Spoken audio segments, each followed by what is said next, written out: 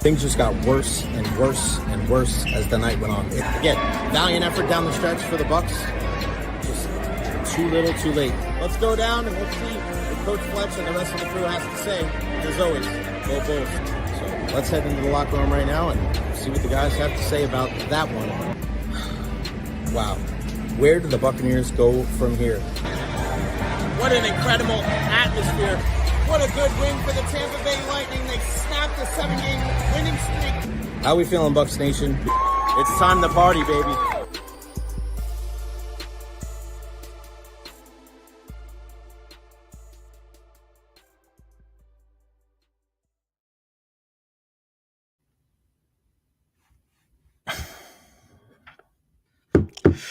I mean, I guess it's only right that it's a gloomy day here in the Tampa Bay area after what happened last night at Raymond James Stadium. Wow. Still really can't believe that happens. Man, and I don't know about you guys, but today is just has flown by. That just shows like life comes at you whether you're ready for it or not. Welcome to the Recher podcast here every day at noon, every weekday at noon, right here on YouTube, Facebook, and Twitter/X. Facebook, YouTube, Twitter/X. I am Recher. Hope everybody had a wonderful weekend. Unfortunately, for all of our Bucs fans out there, it did not end on a high note of victory Monday. This is not. But I am here for you. We are live. We are local. We're talking Buccaneers.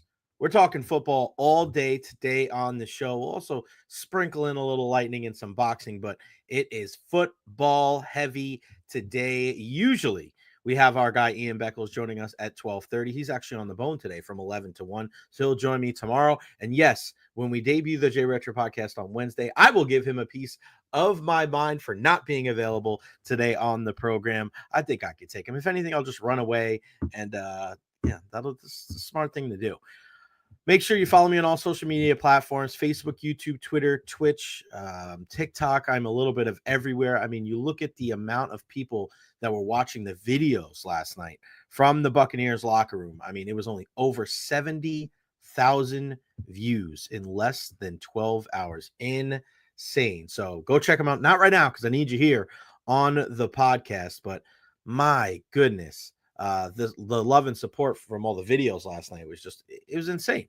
It was insane. So no Ian Beckles today, but we will have Martin Gramatica joining us at 1 p.m. today to talk all things Buccaneers. I want to hear from you. This first hour is all football, and it's all me and you. This is the reason why I wanted to do the Recher podcast at this time, because on a day like this, we need to be there for each other. Because what happened last night, I was a little dejected after the game last night. I was looking at this game, and usually you have a situation where right after the game, you're pissed, you're upset, and then you wake up the next day and you feel a little bit better. I'm actually the opposite. Last night, I was kind of just like, oh, well, that sucks. But I just woke up this morning. I woke up this morning kind of pissed off because this was a missed opportunity for the Buccaneers. It really was. They should not have lost that game. Now, did they deserve to lose that game? Yes. Washington was the better team last night. Jayden Daniels was the better quarterback. More on that in a second. But my goodness, that is a missed opportunity. You should win that football game last night. Veteran-laden team. I know you're young, but you got guys on that team that won the Super Bowl.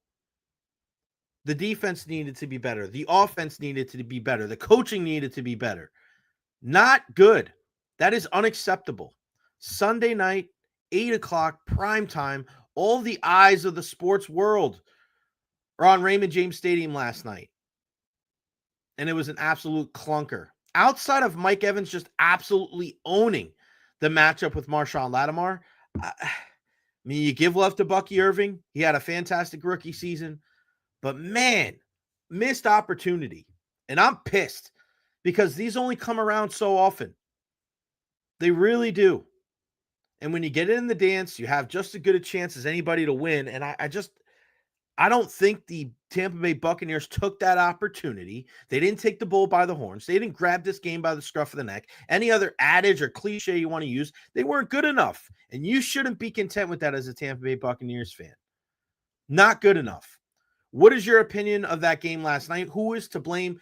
questions, comments, concerns, leave them there at the bottom of the screen. We're going to get into everything about that Buccaneer loss to the Washington Commanders, 23-20 at Raymond James Stadium last night. You want to know why you come on this podcast? You want to know why you follow me on social media? Just look at some of the videos, some of the behind the scenes type of things that we were talking about that you saw on the videos.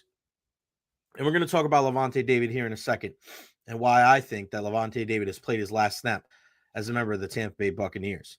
Dolan, what up, Jay? So dejected. That loss was on Baker. That fumble killed us. Still love him. Go Bills / Ravens. Go Lions. F Washington. Nick in Sarasota's in the house. Bucs caught looking ahead to the Eagles. What a shame. Maybe, Nick. And I know some people are going to say, well, the players don't do that. Okay, that's fine. And I know it makes no difference what's heard in the press box, but there were already people in the Tampa Bay media speaking about, we got to go to Philly next weekend. Well, you can't do that now. Well, you could, but you're going to go as a fan, or you're going to go as a media member of a team that's not in the dance anymore. And as our guy Hammer says, sometimes you're the hammer, sometimes you're the nail. Hard loss, bro. I am with you. Not good enough.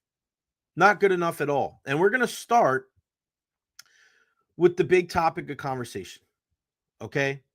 Oh, some breaking news in the NFL. We're going to get to this in a little while. Mike McCarthy out as the coach of the Dallas Cowboys. The sides could not agree on length of contract, and McCarthy will pursue other opportunities. He leaves Dallas with a winning record and 3 playoff appearances. So there you heard it here first. 6 head coaching openings now in the National Football League. Wow, there you go. We're talking Bucs today, but I wanted to break that news because, of course, it's tough because I'm doing this all by myself, but I'm letting you guys know breaking news when it happens. Mike McCarthy out as the Dallas Cowboys coach. We'll talk about that here in a little bit, but we are here in the Tampa Bay area, so we will be talking Tampa Bay Buccaneers. More on my thoughts on Mike McCarthy when I can kind of wrap my head around it a little bit more. So let's stay on the discussion of the coaches, because we saw this last night, and I have to pose this question, and I know Tyler Lesnick brings this up as well. Should Todd Bowles be fired? That is one thing that I saw last night on social media after the Buccaneers loss. We've been hearing about this for weeks. Those people that don't believe in Todd Bowles, it doesn't matter what happens. They'd have to, I think some of those people wouldn't even support him even if they won the Super Bowl. But I put a poll out last night on Twitter /X, and feel free to go vote if you haven't, but it's gotten over 530 votes so far, and I put it out last night right around midnight. Should the Bucs fire Todd Bowles? And right now, with about an hour remaining, 55% say yes, 44%, it's 55.3% say yes, 44.7% say no. It's actually gotten a lot closer overnight, but you got to think about this. I mean, there's got to be changes to this defense. I don't know if it's the scheme. I don't know if it's the staff. This isn't about loyalty. This is about being innovative, and this is about getting stops. You cannot have a home playoff game against a rookie quarterback and not force them to punt one freaking time. I know they went for it on 4th down 5 times. That's no excuse. You have to be better. Only 7 drives to the Buccaneers offense yesterday. 7. And it's because the defense couldn't get off the field. Embarrassing. Todd Bowles is a defensive-minded head coach. You're going up against a rookie quarterback. I'll say it again. That was one of the healthiest groups they've had all year long. And they get decimated by Jayden Daniels. Decimated. 35 minutes of possession. They were 8 of 15 on 3rd down. They were 3 for 5 on 4th down.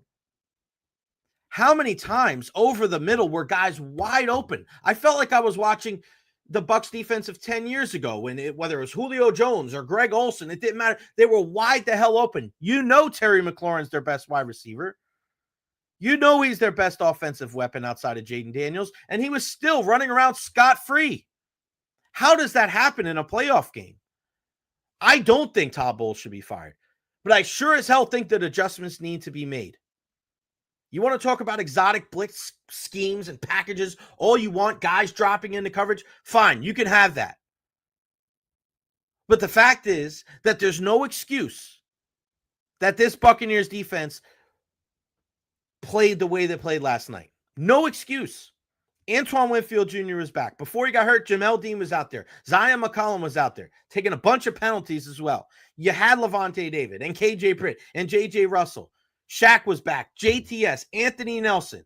You had Yaya, you had Kalijah, you had Vita Vea. You had plenty of players on this defense to win that football game last night. If you look at the Buccaneers defense on paper and the Washington Commanders offense on paper, it shouldn't even be close. So spare me the injury talk for this game. Yes, do the players need to get better? 100%. Do the Buccaneers need to put a lot of their assets, draft-wise, free agent-wise, on the defense? Without a doubt. But the coaching needs to be better too. One thing that I really want to stress, okay, is you can be critical of Todd Bowles and still want him not to be fired. I don't think Bowles should be fired. I think he's a great leader of men, but I think he's got room to grow. And I think veteran coaches in this league have shown, of course, there's some guys that have been stubborn and haven't grown, but there are other veteran coaches that have learned and have adapted. You can't tell me that Todd Bowles is looking at this defense and saying, man, nothing needs to be changed. Look at the change on the offensive side of the ball. The innovative play calling from Liam Coen took this rushing attack from 32nd in the league to 4th. Baker Mayfield, who a lot of people thought couldn't string 2 good seasons together, was great last year, was really good last year, and he was great this year. The innovative play calling, the design, the scheme. Having a guy like Liam Coen looking at it completely different than Dave Canales made a huge difference for the Buccaneers this year. And if Todd Bowles doesn't want to be on the warm/hot seat next year, and if he doesn't want to write his fate into having the same exact thing happen in 2026 that happened here in 2025 in the playoffs, he needs to change. I don't know if it's the players. I don't know if it's the scheme. I don't know if it's the coaching. That's why he gets paid the big bucks. Again, I don't want Todd to be fired, but he needs to be held responsible because that was not good enough. Not good enough. There does need to be a talent infusion into this team at all 3 levels. But there was enough players to win this game last night. You can't tell me that you're looking at a team with Kalijah Kancey and Vita Vea in the middle. With a guy like Yaya Diaby who came on strong. I thought he played his ass off last night. I don't think he played fantastic, but he played his ass off last night. You have Antoine Winfield Jr., an all-pro at safety, who looked healthy to me. You have Lavonte David, who I thought was probably the best player on the defense last night. You have dudes back there. Do they need more? Yes. But you had enough dudes on that defense last night to win that game. No excuse. And I'm not even talking about the clock management, okay? That's another conversation for another day. You're just going to drive yourself crazy having these discussions. Todd has to be better. He has to be better in clock management situations. But when you look around the league, there's not a lot of great coaches. There's not a lot of coaches that do that great anyway. Tomlin's not great at it. Dan Campbell's not great at it. Those are 2 playoff teams. We know Raheem Morris isn't great on it. That's part of the reason why the Falcons weren't able to beat the Washington Commanders a couple of weeks ago, because he screwed up too. Todd has to be honest with himself. This was not good enough. If you are a guy that is a defensive-minded head coach, then you need to be able to hang your hat on certain things. I thought they did a good job of containing Jayden Daniels in the running game. But if that's the case, then you can't let him beat you with his arm. It's one thing if you lose that game last night, and we'll look back at the stats here. It's one thing if you lose that game last night because it was just one of those things where Jayden Daniels was just such a freak offensively that you couldn't contain him in the running game. We've seen that with him in games this year. You see that a lot with Lamar Jackson. Like if those guys run for 2 or 3 touchdowns, he runs for like 95 yards. And even though you had everything covered up, he was able to escape outside and get down the field. And it was just, he was just the best player on the field last night. That wasn't the case. He only ran for 36 yards. He ran the ball 13 times for 36 yards. If I would have told you that before the game, that's all that Jayden Daniels would get in the running game, you would tell me, Jay, Buccaneers win that game, no doubt. Because that means that the Buccaneers forced Jayden to beat them with his arm. And that's exactly what he did. 24 of 35 for 268, 2 touchdowns last night. He was fantastic. Good for the young man. I really loved the way he played last night. And good for Washington fans, because you got a good one. And the vibes are completely different there. But I want to hear from you. Does Todd Bowles deserve to be fired after that game last night? I don't believe so, but things have to change. Our guy Dolan, if we fired Todd, who are we getting? That's the big crux of this whole thing for me. And don't tell me that Liam Coen is the right guy, because he didn't have a great game last night either, play calling. It's kind of funny how all of those people that want Todd Bowles out think, just put Liam Coen there. Bro, he's not even the perfect play caller yet. He needs to grow. He is a fantastic play caller, but there's room to grow. We've seen that at times this year. I think back to the San Francisco game when they get down to the red zone.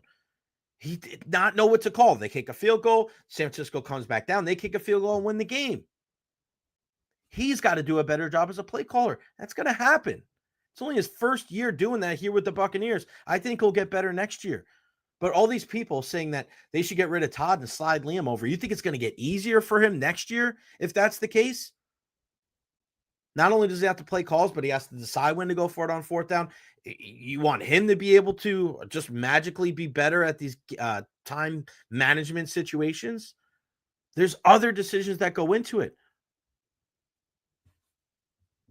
Don't be so quick to get rid of Todd Bowles and put Liam Coen.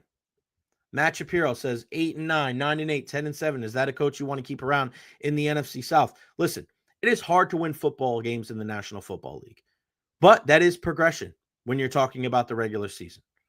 And I know what Tyler's saying, we benefited from a weak division. I get it. But the fact of the matter is they lost both of the games to the Falcons this year, and they finished with a better record. You want to talk about benefiting from a weak division? Like sometimes you just throw those division records out. It doesn't matter. They beat Detroit on the road. They beat Philadelphia.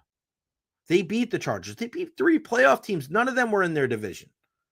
So in my mind, you should win a game like last night if you can beat those other teams. And again, you're as healthy as you should be all year on defense. Not good. Not good. Tyler, my concern is that if we don't even win our division with Bowles next year and regress, by the start of the following season, Baker will be 31, Evans will be 33, and our core will be much older. All right, well, let's say you get rid of Bowles and then you lose the division. Then what? Then all the things that Todd's been able to do as a coach, being loyal to his players, giving them the opportunity. Listen, part of the reason why Baker Mayfield has been able to flourish is the confidence and the support that he's gotten from a guy like Todd Bowles. Think about it. Part of the reason why these guys have been able to flourish, Antoine Winfield Jr. being an all-pro, great player, and a Todd Bowles defense, right? I mean, he has his drawbacks. I get it. I'm going to point them out as much as anybody, okay? But who are you getting if they fire Todd Bowles? You want Mike McCarthy? I don't. You want to talk about game mismanagement? Sign that guy up. Herman Colazzo, week in and week out, we play with no urgency. How many games do we lose if offense doesn't score 30 plus? If Bowles is only a defensive coordinator on any team, he is fired. Listen, I know that's part of the problem for a lot of people when it comes to Todd Bowles. He doesn't have fire. He doesn't have passion. He doesn't have emotion. I think that is a crock of shit. Be mad that they start slow, fine. And I'm not saying that you're saying that, Herman, but I don't care what his disposition is on the sideline. I really don't. That means nothing to me. You want to be mad that the team doesn't come out firing and ready to play? Okay. He can't go out there and do it for him. It was 10-10 at the half against a rookie quarterback. You had a great drive at the end of the first to find a way to get in the end zone to tie that thing up. The Buccaneers had every single chance to win that game, and they didn't make the most of their opportunities. They didn't. They needed to be better. Janet Best chimes in, I don't think firing Bowles is the answer. In 2 years, the GM flipped the roster from oldest to youngest and got out from the dead cap issues. He needs another draft and season. Janet, well said. Well said. I think you give Bowles this next year with this new influx of youth. There's other teams out there. We're going to talk about Mike Tomlin and the Steelers in a bit that it doesn't matter what happens. Their team is relatively the same. They don't get help in the draft like the Buccaneers have. And that is why you got to give a huge kudos to Jason Licht. Look at the rookie impact that we had this year with Bucky Irving and Jalen McMillan and Graham Barton. I mean, I know they struggled last night, some of those guys, but those guys were big-time contributing factors, and it's not just going to be this year. It's going to be for the future as well. Look at some of these other teams, man. They get barely any kind of contributions from their rookies. Tyler Lesnick, it's definitely a tough call. I'm just saying you got to change something there. Maybe he shouldn't call plays. I'm all for a change. I just don't think that Todd Bowles is the guy that should go. Again, we'll take a look at that poll. 540 votes and pretty much staying 55.4%. Yes, Todd Bowles should be fired. 44.6% saying no. We'll get back to that poll a little bit later on. But again, I want to hear from you. Should Todd Bowles be fired? Yes or no? Another thing from last night. Jayden Daniels was better than Baker Mayfield. That's it. Now, when you look at the stats and when you want to look at the passer rating, everybody wants to say, oh, Baker did this and Baker did that. Listen, all right, fine. I didn't think he played a bad game, but he wasn't better than Jayden Daniels. Now, mind you, everybody wants to hop on the social media in the last 12 hours. Oh, what about that discussion you had with Eric Hoffman that you trusted Baker more than Jayden Daniels? Yeah, okay. Why is that so far-fetched? Baker being a veteran in this league, Jayden Daniels being a rookie quarterback. We see rookie quarterbacks poo-poo themselves all the time in big games, in the playoffs. Why was it so out of the realm of possibility that that was going to happen Sunday night? Now, did it mean that there was no chance in hell that Jayden Daniels was going to play well? No. The guy's talented as hell. Great arm. Fantastic with his legs. He's a natural-born leader. We saw it at LSU. We've seen it all regular season long with the Washington Commanders. I wouldn't say I was shocked about what happened last night. Mildly surprised, yes. Now, that fumble, and I know Tyler's saying the fumble wasn't 100% on Baker. I get it. But there were a couple times where he took some sacks. He ran into a sack on one of the plays, and it was just like, dude, that was the only sack that he took, but there was something off with that performance last night. One of the overthrows to Jalen McMillan early on in the game. it was Jalen or Mike, or I think it was Jalen along the right side. And I know it might be nitpicking, right? But it comes down to the fine margins. It comes down to the little things. It comes down to one play. That's what I've been saying all week long. It was going to come down to one play. Who was going to make that one mistake? And it wasn't Jayden Daniels. Jayden Daniels didn't make that mistake. It was Baker Mayfield and Jalen McMillan. Deep in their own territory. After the defense, who were much maligned the entire night, including right here on this podcast today, they got a fourth down stop. They gave the Buccaneers the ball back. Mike Evans made an incredible effort to stretch his arm back to get a first down. It seemed like that was the time for the Buccaneers to take over. That was the time for the Buccaneers to have a long drive, take 8 minutes off the clock, score a touchdown, and put a nail in the coffin of that game. But they didn't do it. I have no issue with Liam Coen calling that play. If you can't execute a jet sweep, I don't care where you are on the field. If you can't execute that,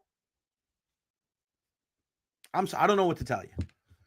You're handing the ball off to a guy like Jalen McMillan, who should be able to handle the football. They've executed that play flawlessly all year long, whether it's Chris Godwin, Sterling Shepard, or Jalen McMillan. You're running the football. That is a very low-risk play. If you can't depend on your sure-handed, I know he did drop a pass, but usually sure-handed rookie wide receiver and your veteran quarterback to just hand the football off in that situation. I mean, what do you think is going to happen? I don't think that's getting too cute. That unpredictability is what made Liam Coen, and I know, Kyle, what you're saying here, fumble was a stupid play call. The up-the-middle running game was starting to work. Coen was too cute with his play calling. It wasn't just up the middle. You saw some of those toss plays that they were running with Bucky were working in the second half as well. It's easy to say they were getting too cute with the play calling when it doesn't work. Easy to say that. I don't think that wasn't a double reverse, flea flicker, crazy. That was just a simple handoff. Pre-snap motion is part of what this team does. They've done it all year long. That's a huge difference between what you saw last year with Dave Canales and this year with Liam Coen. That play needs to be executed. I don't really care whose fault it is, whether it's Baker Mayfield or whether it's Jalen McMillan. That play has to be made. And if you cannot execute that play deep in your own territory, you don't deserve to win the game. Is that unfair? Maybe. Maybe it is. But life isn't fair. And when you get to the playoffs and the margins are so fine and it comes down to the little things and it comes down to one mistake,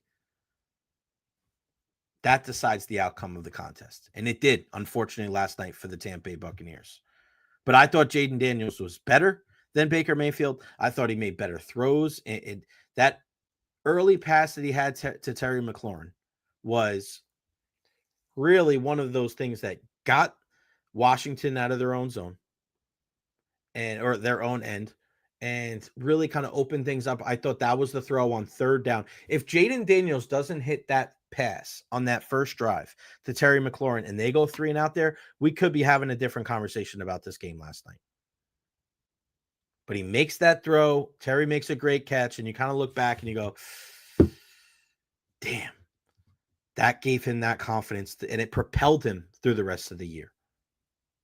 So shout out to Jayden. I think he did a really good job, and I thought last night he was better than Baker Mayfield. Let's get back to some of your comments. Let's go to MC. Youth, injuries, and experience cost this team all season in our losses, especially last night. Who made the majority of our errors and turnovers? Rookies, Baker, and an inexperienced dudes playing due to injuries. Can't blame Bowles for that. Give him one more year with more draft picks and some free agents. Hope for better injury luck and see what happens. If he doesn't make the divisional round next year, then I'm fine with letting him go. MC, go follow him. That is really good stuff right there. I agree with you, MC. Jalen McMillan dropping that pass early. Graham Barton on that play where it was 3rd and inches deep into Washington territory. And Graham Barton said it. He snapped the ball too early. They took a big loss there. They kicked a field goal that tied it up at 20, and eventually they lost by a field goal. If Graham Barton, who I thought was really, it's a tough spot as a center.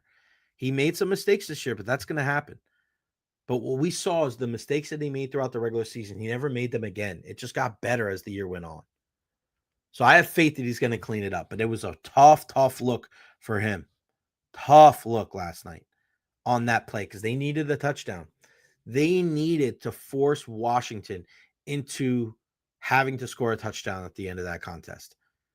They needed to go up right there 24-20 so that a field goal was not good enough for the Commanders. But unfortunately for them, they didn't. Stephanie, I want to answer this question to you. I hope you're well. Do you feel like losing Liam Coen is a real possibility to a head coaching job? And if so, where would they go from here? I'm not worried about that. I know a lot of people are concerned about Liam Coen going, and it doesn't mean that I'm not grateful and I'm making light of the job that he's done. But let's not forget, this team made the playoffs last year and won a playoff game with Dave Canales as their offensive coordinator. He wasn't Todd's first pick. He was like his 11th pick. He came here. He was an optimist bully, as Baker likes to call him, and they were able to win a playoff game. He leaves. I think a lot of people were understanding that they could have gotten better there, and Liam Coen came in and did some really great things. But if he moves on, I actually feel a lot more confident right now that the Buccaneers would be able to get an offensive coordinator that they like. I think the last couple of years, there may have been a little bit of a hesitance or hesitation to taking that job here in Tampa Bay.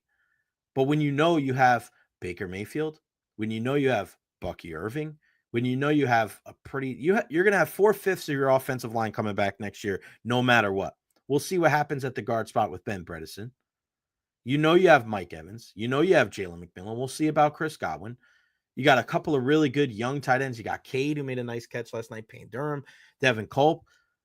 There's going to be a lot more interest in this job this year if Liam Coen leaves than there's been the last couple of years. So that's why if he goes, he goes. You tip your hat and you go, hey, man, good for you. Go get that life-changing money.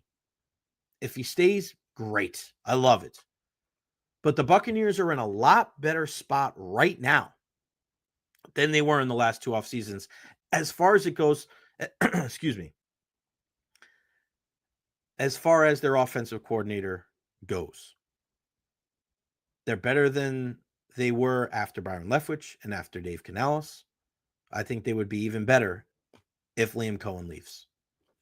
It would suck to see him go, but I think people are going to look at this Bucs offense going, I want a piece of that. Let me get a piece of that. I want to be part of that team. Bucs fan, you can blame Baker all day long, but the real problem is the defense cannot make a stop to save their ass, just like the 49ers, Kansas City, and Atlanta. Lord Licorice says bye-bye to Bowles. The Lord does not want Todd back. Sergio built today. What's up, Jay? Love the shoes. I was rocking the pinks last night. They're actually in the other room.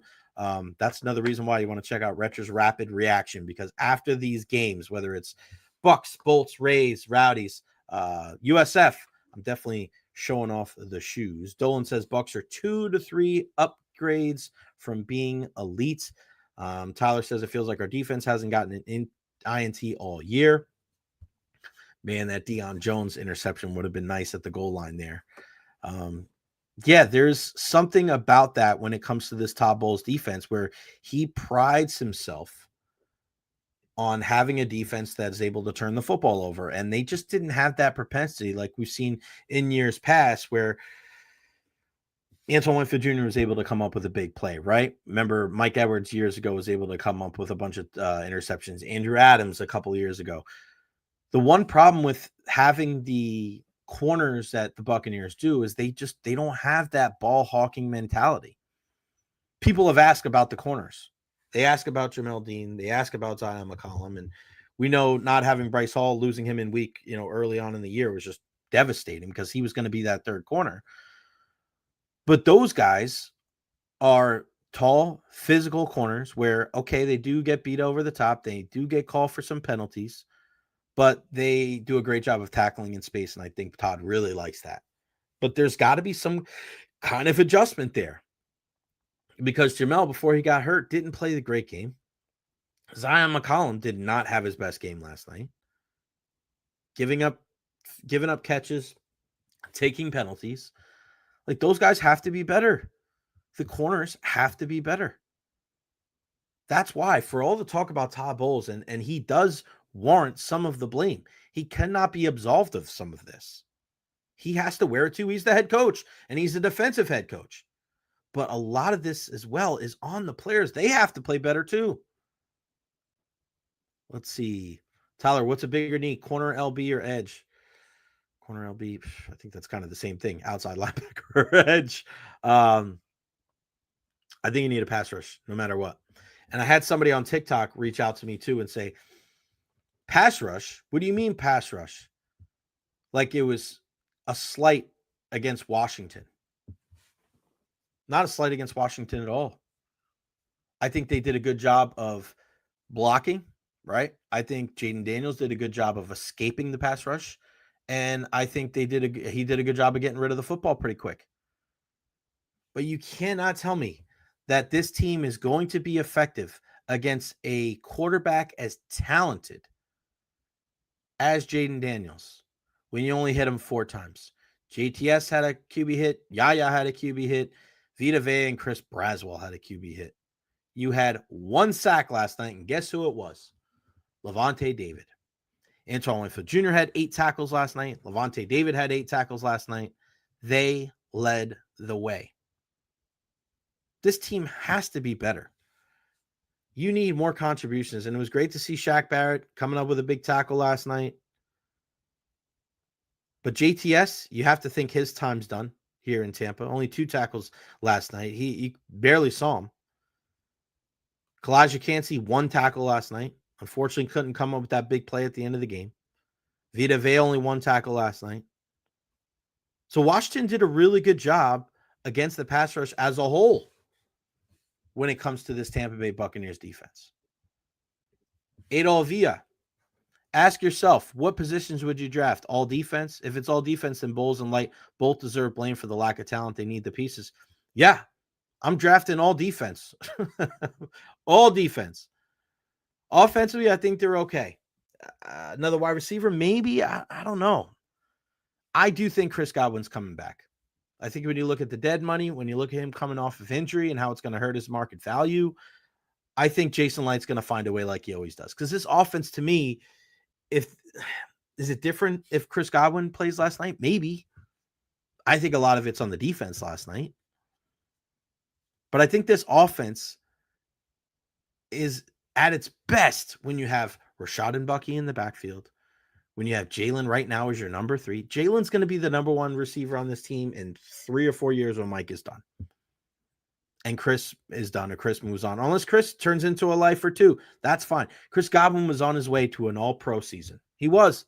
Receptions, yards, touchdowns, he was all over it.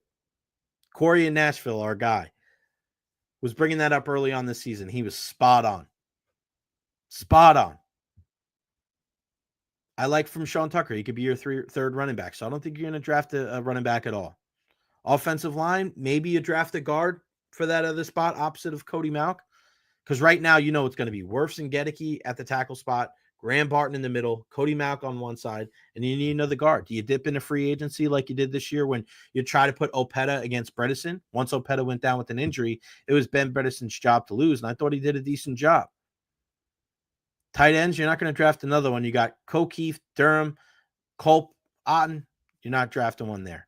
So I think, yeah, defensive, throw all of your resources at the defensive side of the ball. 2 pass rushers, whether it's 1 in free agency or 1 in the draft or 2 in the draft, you got to get some beasts, animals, guys that are going to push Yaya Diaby to get to the quarterback. You're good in the interior. I like what I saw from Logan Hall. He was actually 3rd last night. Logan Hall was in tackles for this team. 7 tackles last night, 5 solos. He's going to be your next generation Will Golston. You got Tyke Smith. You got a couple of good young guys, and I know he's not a tackle. I'm just saying young guys. He was the next guy on the list when it came to tackles. But I think you look at the 3 down linemen that you have, when you look at Vita, you look at Kalijah, you look at Logan Hall, I'm good there.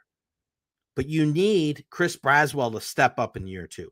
You need Yaya Diaby to step up in year 3. You need 1 or 2 more pass rushers to push those guys. Interior linebackers. Yes, you need more. You need a lot more. Throw your resources there. I want a middle linebacker, Luke Kuechly, Bobby Wagner. Give me somebody with your 1st or 2nd pick that is going to be a guy that is going to come away with 120 tackles next year. A guy that can go sideline to sideline. This is why I was begging Todd Bowles, begging at the trade deadline to go get Spillane from the Raiders. Please, you need a tackling machine. Don't give me a high 1st-round pick like Devin White who's going to think that his shit don't stink because he had a couple of good years and he doesn't have to work hard. Give me a captain of a team in the late 1st, late 2nd round that is going to do whatever it takes. He's going to play like his hair's freaking on fire, and whether Lavonte's there or not, he's going to give it everything he's got, and he's going to have 10 tackles every single week. The Bucs need a guy like that. They need help at the corner position. They need more guys that can play man-to-man coverage, guys that can not only tackle in space, we know Todd likes that, but we need guys that can make better plays on the ball, whether that's interceptions or knocking passes away. We need guys that are going to make it more difficult for opposing receivers to come down with these passes. Got to be better. Let's see what else we got here. Sergio, edge, corner, interior linebacker, inside linebacker, free agency, also draft. Offense is good. If we get Godwin back and solidify the O-line, Tyler brings up Zach Bond. He's a guy. That's a great example, Tyler. A great example. Zach Bond is that guy. You see this all around the National Football League. Not bad. Took my first drink at 40 minutes into the show. You got to give me some love for that, doing this by myself. You need a guy like Zach Bond. You need a guy like a Bobby Okereke, right? Like that type of guy that no matter what happens, you got to go out there and get just, you say a ball hawk on defense when you're talking about a corner, but a tackling machine, a guy that can go sideline to sideline, that can do multiple things where he's able to step up, support the run. He's able to fill the hole there. He's able to obviously cover in pass defense. And I know it's tough to find those guys. Jack Campbell was the guy they were looking at a couple of years ago, the kid out of Iowa that Detroit drafted, and they ended up drafting Kalijah Kancey. But that type of thing will help them in a big way. David Velasquez wants DJ Reed or Jalen Ramsey. You never know. One thing that does help with having Todd Bowles here is there are a lot of guys, a lot of veterans that are like, yeah, we'll go there. We'll go there. He shows respect to the vets. They saw what they did. And that's why I want to keep this in perspective too. And I'm glad you brought this up, David.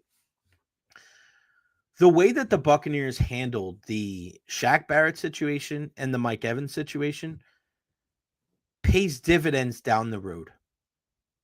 Now, I know people out there, they only want to deal with the financials, and they only want, I don't want to pay this guy. We don't want to do this. There's something to be said about good vibes. There's something to be said about the image that you portray with how you handle your players in certain situations. That you'll get guys to, whether it's waive no trade clauses or sign with you in free agency, because they see the way you treat the players that are going out there putting their bodies on the line every Sunday. I wouldn't be surprised if the Buccaneers pick up a kind of out of the blue free agent, whether it's this year or next year, and that guy just remembers back to what they did to make sure that Mike Evans got that record. They'll remember why Shaq Barrett wanted to come out of retirement and play once more for the Tampa Bay Buccaneers. They're going to look at that and go, it's between the Bucs and somewhere else. That other place may give me a little bit more money, but the Bucs are going to treat me right, and the Bucs are going to give me a chance to win. We could win a championship there. So good on the Bucs for doing that. That's something to certainly be cognizant going forward. Number one pick for Myles Garrett. I know a lot of people are going to say that. It's probably going to be too high of a price, but I'd love to see a guy like that. A Myles Garrett, a Micah Parsons. Go make a splash. I know that has been kind of the opposite of what Jason Light has done lately. Build through the draft. That has paid dividends. But certain moves that you make, certain trades that you make, put you over the top. Sometimes it's for a pass rusher. I would love to see something like that. I would love to see Jason Light go, hey, we're going to still build through the draft. We're not going to mortgage our future for everything. But there's one guy that I'm identifying. That guy right there, that linebacker. That's exactly what Baltimore did. Baltimore had Patrick Queen as their linebacker, who's now, ironically enough, with the Steelers, the team they beat yesterday.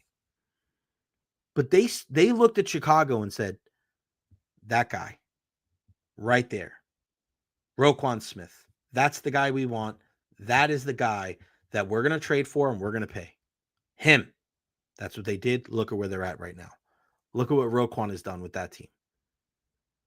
Jason Light has to identify a big-time player in a position of need through free agency or through a trade to help fortify this team.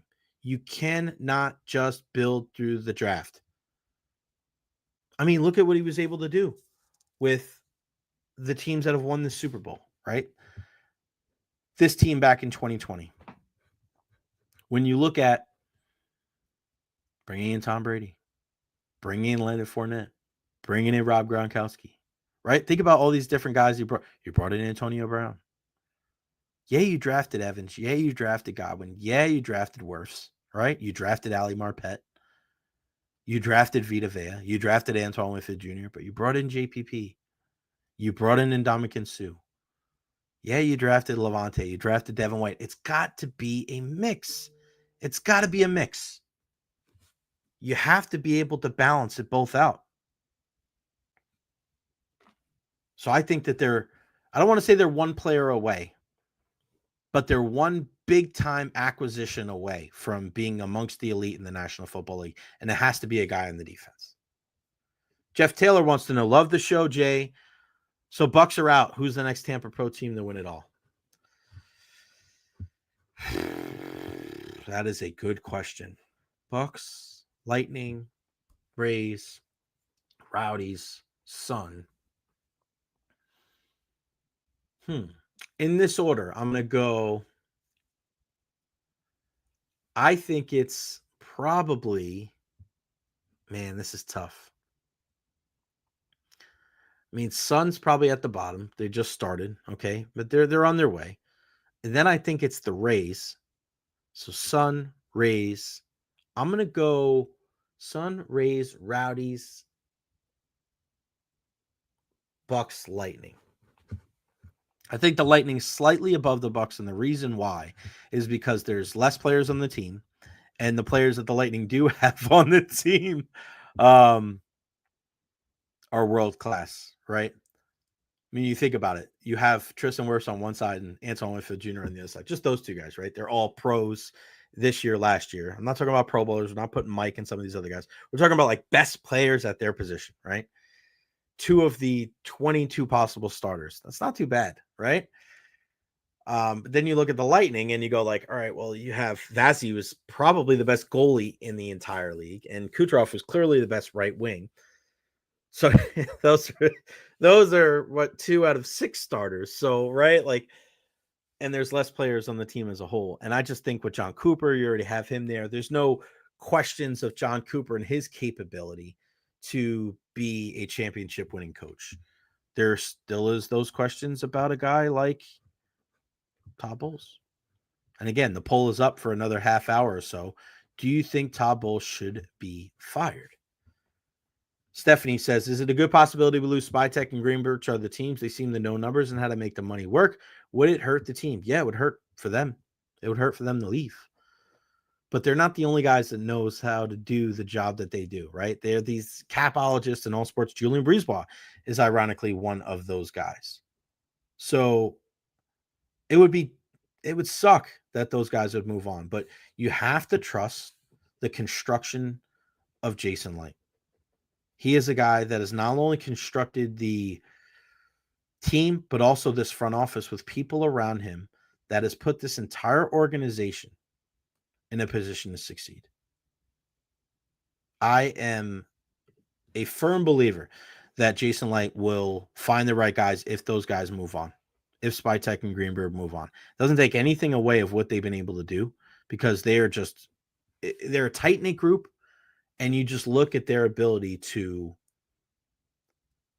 kick that money down the road and the dead cap, right? Like, you think about it, people thought that the Bucs were screwed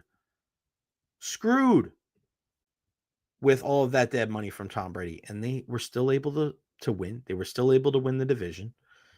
And you look at some of these other teams in the National Football League, you look at what happened with the New Orleans Saints, like, they're screwed. That team's terrible. And they are in cap hell, and I don't know how much better it's going to get. All right. I want to talk about something that I saw last night. Was that Lavonte David's last game in a Buccaneer uniform?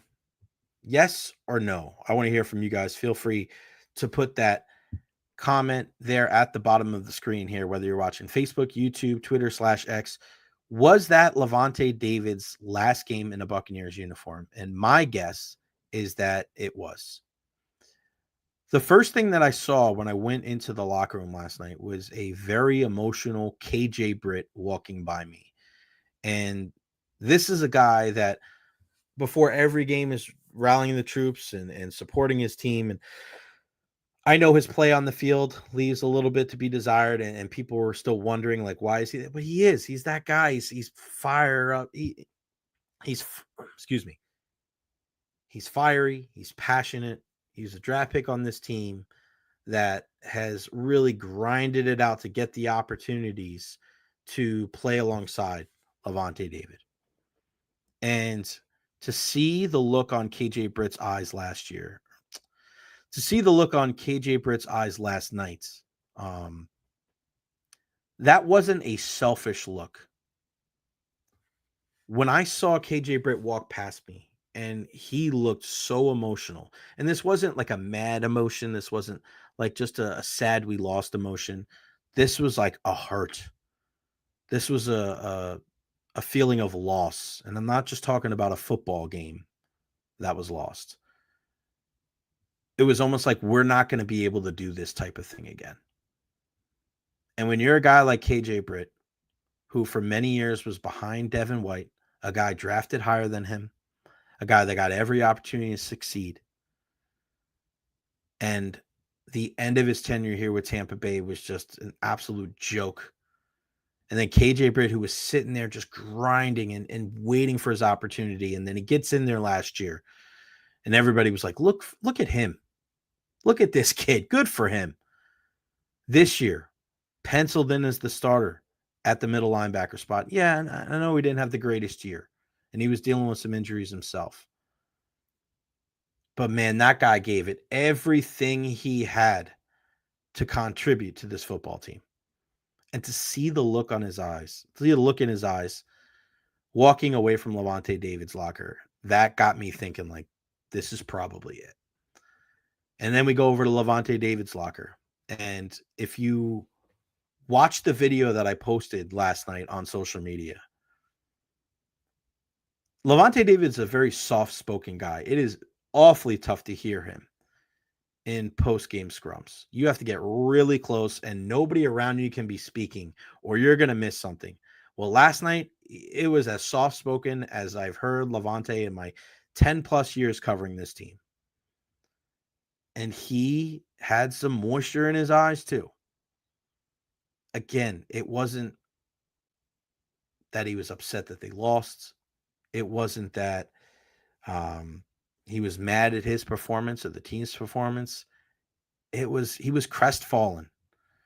He was like, you could tell, man, it was a semblance of like, that was it. That was it. I hope I'm wrong. I really do. I hope I am wrong when it comes to Lavonte David. But just listening to him speak, watching his mannerisms, seeing KJ Britt being so shaken up, I truly believe that was Lavonte David's last game with the Tampa Bay Buccaneers and probably in the NFL as a whole. And it sucks because that dude, he's been the perfect example of what a Tampa Bay Buccaneer should be on and off the field. No bitching, no moaning, no complaining. Just goes out there and does his job. He was on this team when this team was terrible. Awful. He could have left in free agency. He stayed here. He stuck it out. And I'll always go back to the Super Bowl that the Buccaneers won right there at Raymond James Stadium. And one of the first people that Tom Brady called out to celebrate that championship with was Lavonte David. I thought that meant so much. Tom's won a ton. Number 7. Obviously, a closer relationship with the guys on offense. He spends the majority of his time with them. But the fact that he sought out Lavonte and he wanted to celebrate with him said a lot about Tom, but it also said a lot about Lavonte David. And you guys know, Lavonte David is one of those guys that you're proud to be a fan of. Is he going to be a Hall of Famer? Maybe down the road, a Veterans Committee inclusion later on. I don't think he's going to be on the modern ballot. I don't think he's going to make it that far. The Pro Bowls and the All-Pros, they just don't back it up. But when you look at the tackles and the sacks and the interceptions and the versatility, like he's right up there with the Bobby Wagners and the Luke Kuechly's of the world. Like this guy had an incredible career, a surefire, no doubt Ring of Honor member. You will see his name up there at Raymond James Stadium, and it will never come down. So if that was his last game with the Buccaneers, 5-4, I salute you, my man. What an incredible career. I want to get to this comment from Bucs fan. You can't take what they say and feel after a loss like that. You have to give them time to process. I know, Bucs. I understand what you're saying. Okay. And you know, if you follow me at all, I'm not that guy. that likes to jump to conclusions. And I prefaced what I just said by saying, I hope I'm wrong, and I could be wrong. Okay. I'm not saying it's set in stone, but I was right about both of the Tom Brady retirements. After the first one, I go, that didn't really look like he was saying goodbye. And then he came back, even though he did retire and come back. It was just weird. And then the second one, it was like, oh yeah, he's done. And I only tell you this from experience, right? I saw Alex Killorn in his locker after the Lightning lost. And it wasn't, oh my God, we lost, we didn't win the championship. It was, my time is done here. That's it. You saw it with Steven Stamkos on the ice there in Florida when he stood there on the ice and he just kind of looked around and took it all in. Sometimes these guys know. They may not want to admit it themselves. They may not want to say it. But deep down, whether they've had conversations or they just know internally, they know when that chapter of their life is going to close. And again, Bucs, I get it, right? I understand what you're saying. But Lavonte's not one of those guys. He is very measured. He is not a guy that, and he said it himself, that he's going to have to take some time. But reading it on his face and being around the guy, I'm not speaking from a place where I'm not experienced in being around Lavonte and interviewing him, being in scrums with him. It was a different Lavonte last night. It just was. I really hope I'm wrong. I will put my hand up and say I was wrong, and I'll be happy to be wrong. But it didn't seem like that. And that's what you're going to get from me here on the Recher podcast. And this is why I go into these locker rooms. Some people think that it's not a big deal. You don't need to go into locker rooms. You can do your job from afar. I've said that on the show before. But I feel like for me to be able to give you the best of what I've got, I need to be able to go to these games. I need to be able to talk to the people that have been covering this team for decades, people that have played the games before. Yeah, selfishly, I love chopping it up with Ira Kaufman at Bucs games and Phil Esposito at hockey games. But you know what I'm getting? And I'm not doing this in an ulterior motive type fashion. I'm doing this because I feel like it's going to let me do my job better. And I like being around good people. I like learning. I never have it all figured out. I am always going to defer to people that have more experience, that have been there. That's why I believe that things with Ian and myself work out so well. I'm not going to sit here and tell him how an NFL player behaves or thinks. Always going to defer to him, and I'm going to tee him up for it. Take me on a ride. Give me some insight. I hope that you join us every Wednesday at 3:00 for the Beckles and Recher podcast. I thought it was something that got taken from us on the radio. I thought Beckles and Recher, and this is not taking anything away from my guy, Zach, because I loved working with Zach. Awesome guy. It was just a different show altogether, right? Younger, we're looking at things different way. We were heavy on social. We were able to go out and do different things. Hey, man, it was different. Awesome. But I really thought there was an opportunity for Ian and I to do some great things. The guy that was in radio, but who has a sports background with a former professional athlete. And we're going to hope to bring you the Thunder every single Wednesday at 3 p.m. on the Beckles and Recher podcast. So I implore you to go check that out. But I think it's super important to be able to go to these games, to be able to talk to the athletes, to be able to give you some inside information. I didn't play in the National Football League. So what the hell are you going to do? Come in here and expect to get from me? I'm not going to be able to tell you. Our next guest will in a bit here. Martin Gramatica joins us in a couple minutes after he gets settled. Take your time, brother. We'll get to you in a minute. But for me, the insight I'm going to give you is, hey, I spent dinner talking with Ira Kaufman, a Hall of Fame voter. We're talking about the Hall of Fame vote that's going to happen tomorrow. We're talking about how hard it was to get Rondé in, how many different people he went up to try to get information on Rondé Barber. Hey, so-and-so, Greg Olson, give me a little bit so I can help get Rondé in. Ira hawks people down, man. It's insane. It's the complete opposite of Phil. Phil stands in the corner of Lightning game and we just talk about anything and everything. But that is what I try to bring to the table. And that's why when I say what I said about Lavonte David last night, I think it holds merit because I've never seen Lavonte David like that, covering him for more than a decade. There's just something in his eye. There's something in his teammates that were around him. It seems like that was his final game with the Buccaneers. I hope I'm wrong. I'm not saying I know this for sure, but just inferring from what I saw, that was different than I'm just mad that we lost. It seemed like an end of a chapter. All right, let's bring in a guy who knows a thing or two about championships in the Tampa Bay Buccaneers, the one and only Martin Gramatica. Martin, what's going on, brother? How are you? I'm good, man. How are you?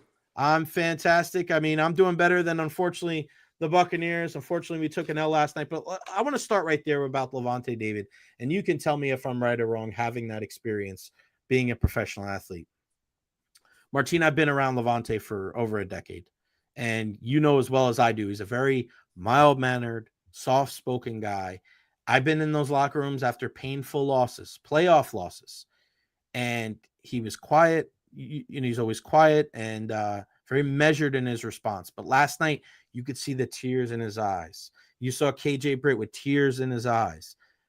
Is it wild to think that that's his last game in a Buccaneer uniform? Do you think he's done? And I'm not saying that he can't play anymore, right, because I thought he was the best player on defense last night for the Bucs. Not saying that, not asking you that.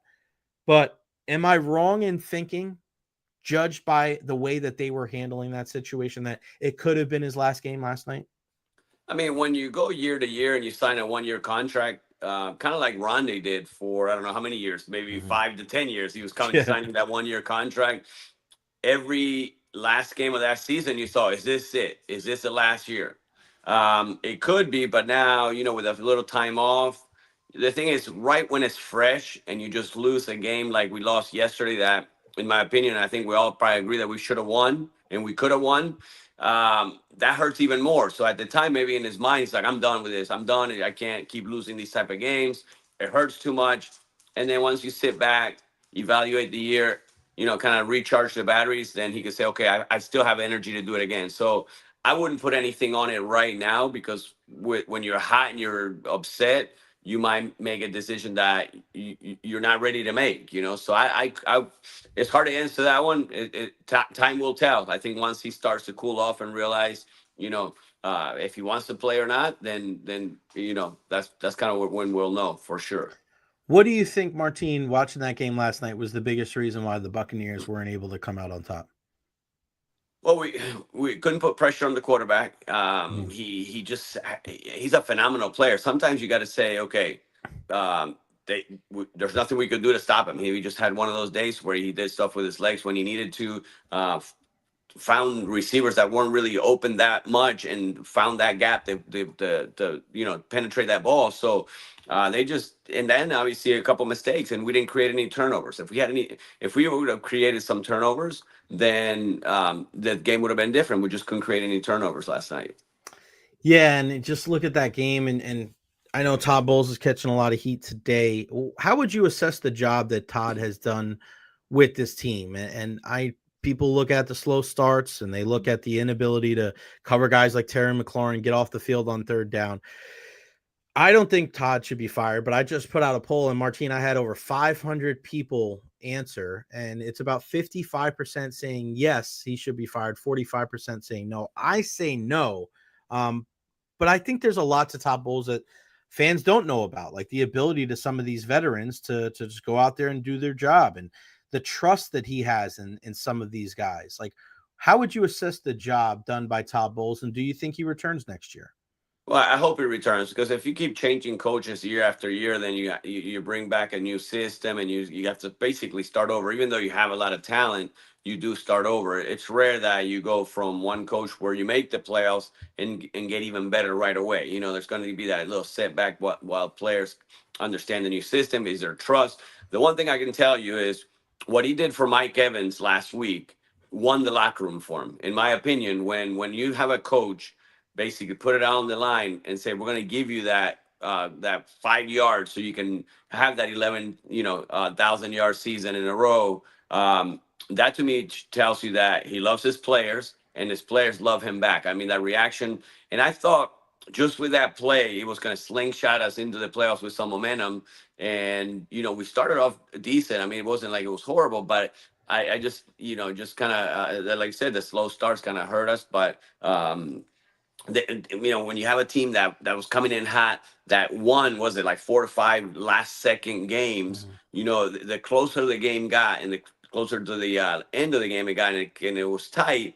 I feel like they had the advantage and the momentum because they had done it through the regular season, where vice versa with us, we lost a lot of close games, so they were closing them out, we weren't. And that's one of the things, maybe the message this offseason. Let's figure out how to close out the big games. You win a few of those big games, and now you put yourself in a better position in the playoffs. So that to me is going to be, I think, the biggest message this offseason, closing out the big games. When you look at the job done by Liam Coen, man, he's just made such a big impact with this team, especially in the rushing attack, going from 32nd to 4th. Do you think that Liam Coen moves on? And also, can you tell us about the difficulty that you've seen in your career of guys going from offensive coordinator to head coach? Because a lot of people that are saying get rid of Todd, just move Liam over. It's not so easy, is it? No, because when you're an offensive coordinator, defensive coordinator, a position coach, you're focused on those players, and you're working with those players.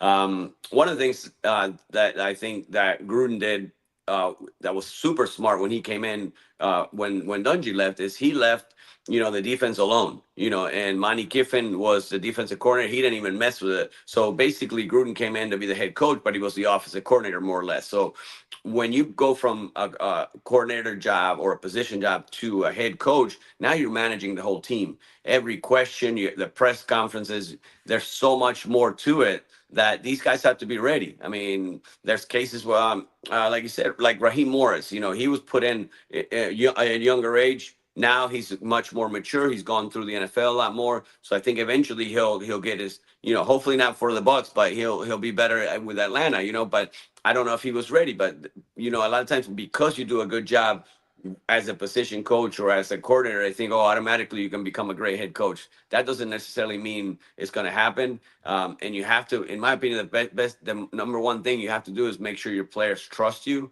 and believe in you. And when you're young and coming from a coordinator, I think sometimes it takes a little bit of a while to build that. That's a great point. And I think when people talk about, whether it's the Bowles or the Coen thing, they forget about that, right? And that's something that I think people look at Todd Bowles, and even maybe to a fault, that he sticks with guys too long. Last year, he stuck with Ryan Neal for a long time and JTS a long time before he ended up moving to Yaya Diaby.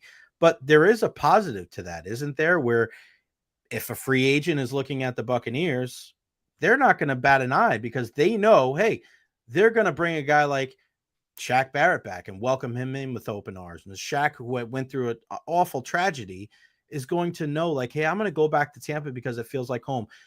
And a free agent's going to look at their attitude towards Mike Evans in the Buccaneers front office and organization.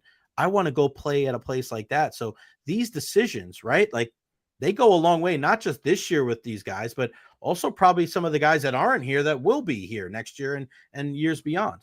No, 100%. I know you have to compete. Every position you have to compete. And as a player, you're competing for every spot.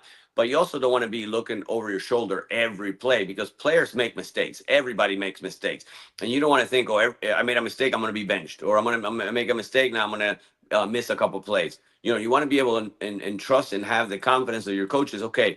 And the thing is, and I guarantee you most coaches say this, we're going to make mistakes, but as long as you're making them 100 miles an hour and going hard, we can overcome that. Now, a mistake because you're being lazy or you're not working hard enough, that's a little different. Then, yes, you may sometimes have to move on from players like that, or even put them on the bench to kind of help them realize, like, look, you better step up your game or you're not playing here. But as far as mistakes and being benched for mistakes, sometimes I feel like players get motivated by not being benched, because now it's like, okay, this coach trusts me. I got to give more. I got to make sure I don't make that mistake. So I agree that sticking with some players at times is beneficial. Like, Diaby, it took him a while to get in, and obviously we did hang on to Joe Tryon, but Joe Tryon made some plays now coming in when we needed him. So I think it motivated both of those guys. And I know as a player, you never want to always look over your shoulder, say, oh, if I make one more mistake, I'm on the bench. Because now you're thinking negative. You want these guys to be able to think positive, say, look, I'm just going to go ball out. If I make a mistake, if I'm going hard, they'll understand that, and I'll still have my job. You and I have talked about this a lot over the years, about as much as it is about physical, it's the mental, right? And it's just so much that goes into it about how your coach has to believe in you. And I think at times, and people say this about Todd Bowles, even though he shot it down last week, the adjustments that he makes at halftime. And people think like, oh, he changes the scheme and does this. And then Todd last week goes, yeah, I don't really do anything for them at halftime. But I think there's something to that, Martin, where Todd may not change the schematics. He may not change from like man to zone, or he may not change players, but instilling confidence in your players at halftime, I mean, that's something too. And I feel like for all the shade that he usually gets during, the beginning of games, like you got to give him credit for how the team is able to bounce back and be resilient. I mean, you think about it, give up 10 points in the first half, 13 points in the second half. If you do that, you should be able to win the game. But unfortunately, it didn't work out for the Bucs last night. No, that's the thing. When at times when we're kicking field goals instead of scoring the touchdown, I think that's what kind of hurt us a little bit. And the problem is Chase is so good that you're guaranteed 3 points. You saw Washington go for it a couple of times because they don't trust their kicker. They were on their 5th or 6th kicker of the year, so that also plays in the decision. Okay, we have a guy that's automatic. Let's go ahead and kick it. And then the adjustments, how many times have we gone into halftime? We're saying, oh man, this game's over. And then all of a sudden we come out with totally almost different game plan, the energy. I thought scoring right before half would give us so much more momentum going into halftime and coming out of halftime. And they kind of squashed that by having a long drive and scoring that first drive in the third quarter. So, but the adjustments have been, in my opinion, successful. And at times, the team has played a lot better in the second half. They've adjusted. So, and coaches are going to downplay that. Oh, we don't do much. We don't do that. Trust me, every position coach is talking to their players. Every coach is making adjustments. Everything. There's a reason why you go into halftime. That's the reason why you get your groups together, so you can kind of go over things to make sure that you correct the mistakes that you're making, but also attack the opponent where you feel there's a weakness.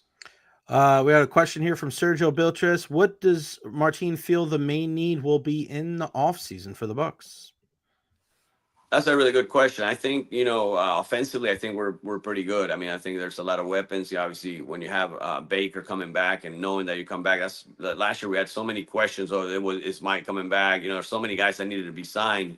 Obviously, I'd love for us to be able to keep Chris Godwin because he's a phenomenal player, but a great leader in the locker room. I think maybe an edge rusher would be beneficial to help out, because if we can get to the quarterback, maybe add another corner or another safety, because we've had injuries in that department, so we need more depth. I feel like depth in those positions would help.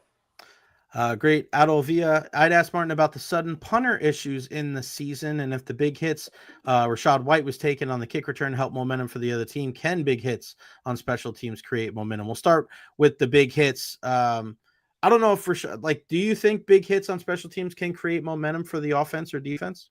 Oh, I absolutely do. And now the special teams are not like what they used to be, because now the kickoff is different. Punters have such great hang times that you don't see a lot of punter returns like you used to. It used to be so much different, the special teams, where not only do you change momentum with a big hit, you change your momentum with a score. I think Rashad took the ball out a lot yesterday just because he's not getting much play time as a running back. So he's like, let me try to make something happen on the kickoff. There's times that maybe he should have taken a knee and let's get the ball on the 25 and or 35, wherever. They change it so much, I don't even remember now where.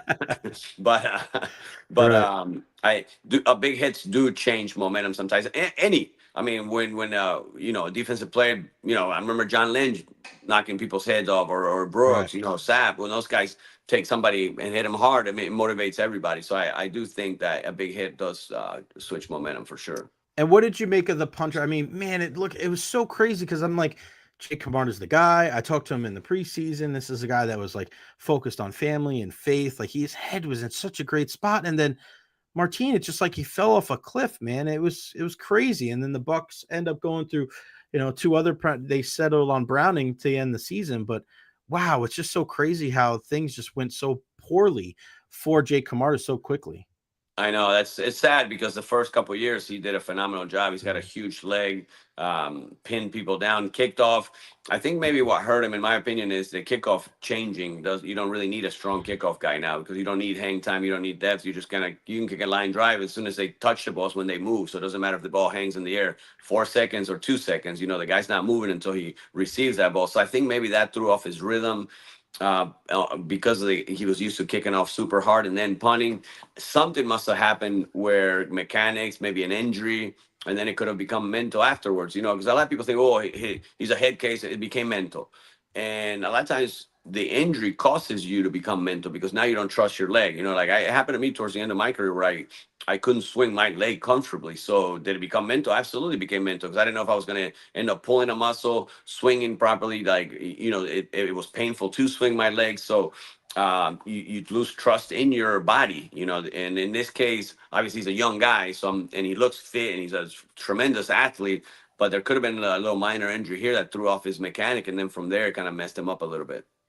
You rocked the number 7 during your time in Tampa Bay. Bucky Irving does now. I mean, it was a tough loss last night, but Bucky again, he's been one of the more, I think, exciting rookies that this team has had. And man, what can you say about a guy that rocks the same number that you did during your time in Tampa Bay, and how excited you are about the future with this kid? Oh, amazing, man. I mean, I don't think he's ever gotten tackled with the first guy.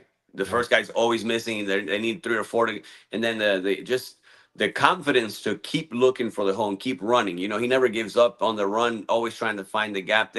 He's just electrifying, which re-energizes everybody, energizes the offense, the fans. So when the stadium's kind of dull and quiet, one of his plays, and now they're starting to chant the Bucky name, it re-energizes the whole stadium. So if it wasn't for the guy that just beat us, I think he would have been Rookie of the Year. So he had a phenomenal year.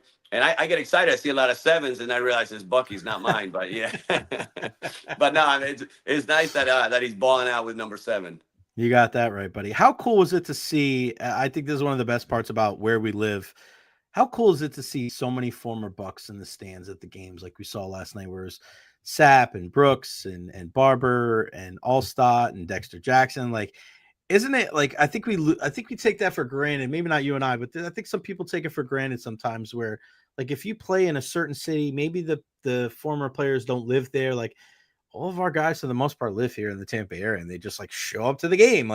It's just they're in town anyway. So but just to be able to see those guys on a regular basis, how cool is that being part of that group?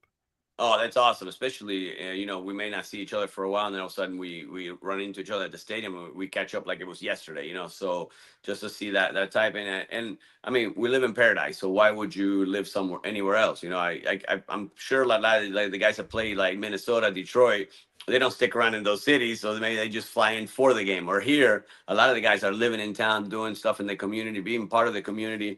So it's great. It's great because it's always nice running and seeing a lot of the former teammates and former players. Because there's more guys than just that Super Bowl team. There's a ton of guys in the area. There's a ton of NFL players, period, that have played played in the NFL in this area. Tampa's just a great place to live for sure. Martin, I have to ask you about one of your other teams, the Dallas Cowboys. Mike McCarthy. Today it was announced that he's not returning. They couldn't come to agreement on years and length. And what do you make of him not being there? Do you think he'll automatically go? Because I know there was people wondering if he was interested in the Bears job.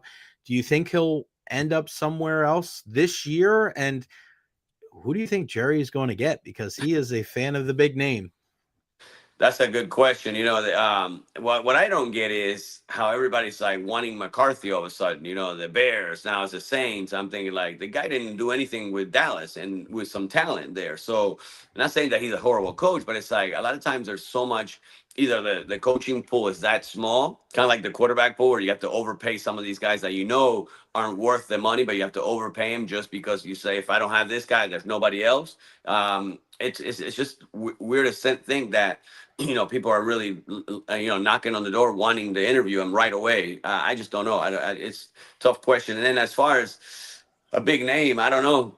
Depending if they draft this kid out of Colorado, maybe there's a big name coaching in Dallas. Who knows?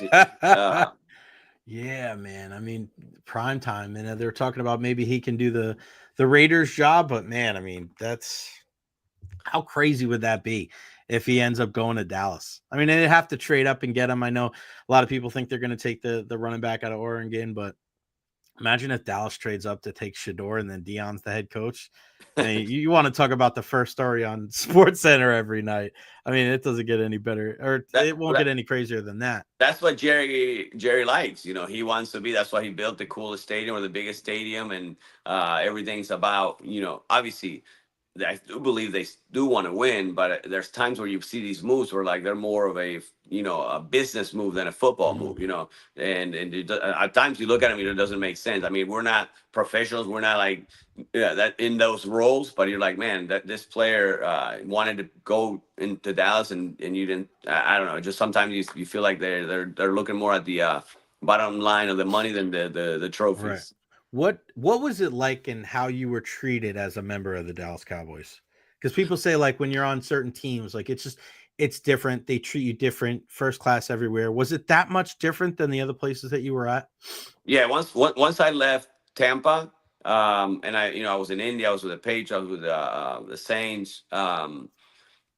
That was by far the most professional organization, and not to say the others weren't, but they wanted me to focus on football right away. They put me in an apartment, they got me a car. Where the other places, I had to go find an apartment, I had to bring my car or rent a car. Where they took care of everything. I went to the facility. By the time I left the facility, I had keys to an apartment and keys to a car for 2 weeks, not for the rest of the season. But they're like, take your time finding a place to stay. Take your time getting a car, bringing or shipping your car. So it's like when it comes to that, I mean, they were first class. They basically wanted me to focus on the football side. They were taking care of everything else. In most places, it's a little different where you just basically they tell you where to go or they'll help you. But in this case, they're basically telling you forget about everything but football. We take care of the rest for you. So yeah, no, it was a first class organization for sure. Martin, give us an update on Nico. I know a lot of our USF viewers are wondering how he's doing and what he's doing in the offseason and how excited he is for next season with Coach Golish. No, we're super excited and blessed that he stayed home, and we love Golish. I mean, he's just a awesome coach, awesome person. And I think that's more than anything, not just the coach side, but the person. Anytime you talk to him, he's all about family, all about. I just ran into him a couple of days ago, actually on Saturday with flag football. His kids play flag football. My daughter plays flag football. He's out there with his family, so he understands the importance of family, and for us, that was huge in making that decision, or Nico's decision to stay close to home, but also in a good environment. He's building a phenomenal environment. We're super excited, and Nico, he's ready. I mean, he's just got to keep working, and he got a few opportunities this past season. Was able to kick off a lot and had the longer field goals, and he knows he has to compete. I mean, in this era now that there's portal, there's players floating everywhere. You've got to compete, but he's ready. He's mentally, I've coached him for a few years in soccer. I think he's never going to hear something that I didn't say to him on the soccer field. So I think he should be good on the mental side. How does Nico feel about his sister being possibly the best athlete in the family? I saw that catch in flag football. I don't know what route she was running, but she's got some skills, brother. Well, it's funny you say that because everywhere I go, they that's all they say. Your sister, even at USF, because a lot of the USF coaches, she did one of their camps over the summer, and I guess she tore it up in the summer. I didn't get to see it, but they were all. So they even tell Nico, like, your sister, even Coach Gold said, your sister is the best athlete of the family. So hopefully there's a spot for her at USF. We'll see. Maybe on the soccer field. That's beautiful. All right. What else you got going on, Martin? Everything going on in your life outside of football too?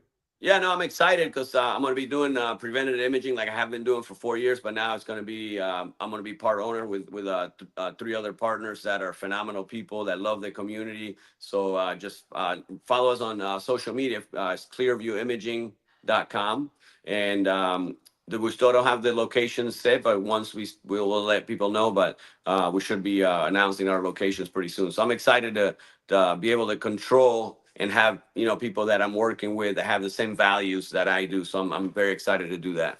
Yeah. Earlier, a patient undergoes an early detection CT scan. The greater our chance of catching potential issues early, I mean, just go check out the website right now. I mean, virtual colon scans, artery, heart scans, full lung scans, just it's an absolute game changer to detect cancer early, rapid diagnosis of critical conditions, non-invasive diagnostic precisions, preventing disease progression, and improved prognosis. I love this. I was actually looking it up before. Clearviewimaging.com. I know, Martin, you want to just, as much as you love talking about football, I know this is a big thing for you, man, not just for yourself and your loved ones, but for people here in the Tampa Bay area. And I remember back in the old days when Ian and we were still over at iHeart, he was talking about a buddy of his that went over to see you guys and just to do something like this, just to get any type of scan, and it saved his life. And I know that means a lot to you to help the people here in our community.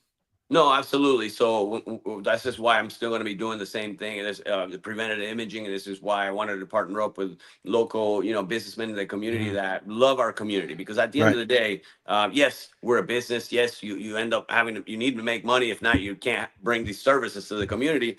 But at the end of the day, we're going to try to take care of as many people in the Tampa Bay area as we can. And then the areas that we open, our plans are to open a few more. I just love doing that. I was, I started doing that 4 years ago.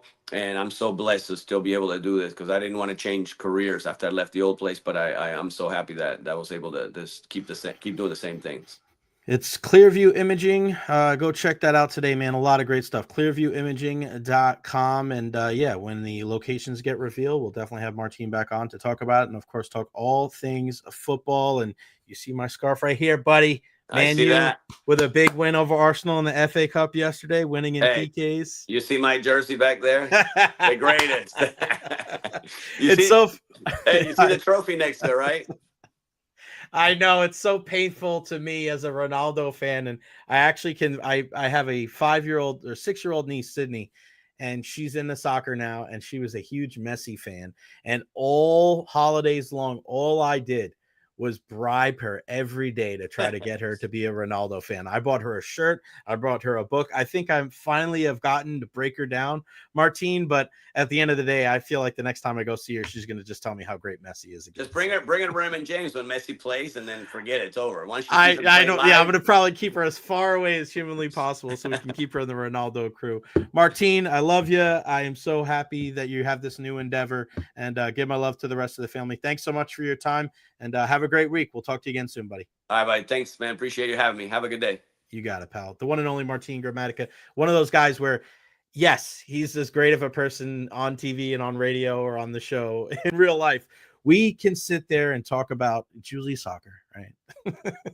But him and his brother Santiago, they come up together to the press box. They come by, and every single time they come up to the press box, they walk over, and we were talking about soccer. Usually it's about something. So, and him being Argentinian and being a huge Lionel Messi fan, like we're always going back and forth. He knows I'm a big Man U, big Cristiano Ronaldo fan. It's tough to say that Messi's not the GOAT after winning the World Cup, though, because that's kind of the check. Because for many years, Lionel Messi won Copa America and Cristiano winning the Euros with Portugal, which is huge. The continental divide there, and they both won Ballon d'Ors. They both won Champions Leagues. They both, I mean, their resumes are insane. But the one thing that neither one of them had was the World Cup. And behind Lionel Messi and Lautaro Martinez and Emi Martinez and just the whole crew over there, the Argentinians, they were able to win. They were able to beat France. And that was kind of the thing that puts you kind of a notch above, even though you hear me. It pains me to say it, but that's just the way it goes. Let's take a look at the poll once again. When it comes to, do you think Todd Bowles should be fired? Let's take a look at the poll. It is wrapping up here. We got 28 minutes left, 570 votes. I implore you right now, go check it out at Recher. He's led his team to 3 straight division titles. I'm still seeing a lot of fire Todd Bowles comments on social media. I don't agree with it, but I'm very curious to see what Bucs Nation thinks. Should the Bucs fire Todd Bowles? At Recher, go check it out right now. I'm actually going to repost it. Boom, go check it out. 55.6% say yes. 44.4% say no. Come on, Sergio. I liked you until you said that. And then Matt Shapiro, when can we cry about our clubs, Man U and Tottenham? I'm not crying about anything, and you shouldn't either, too.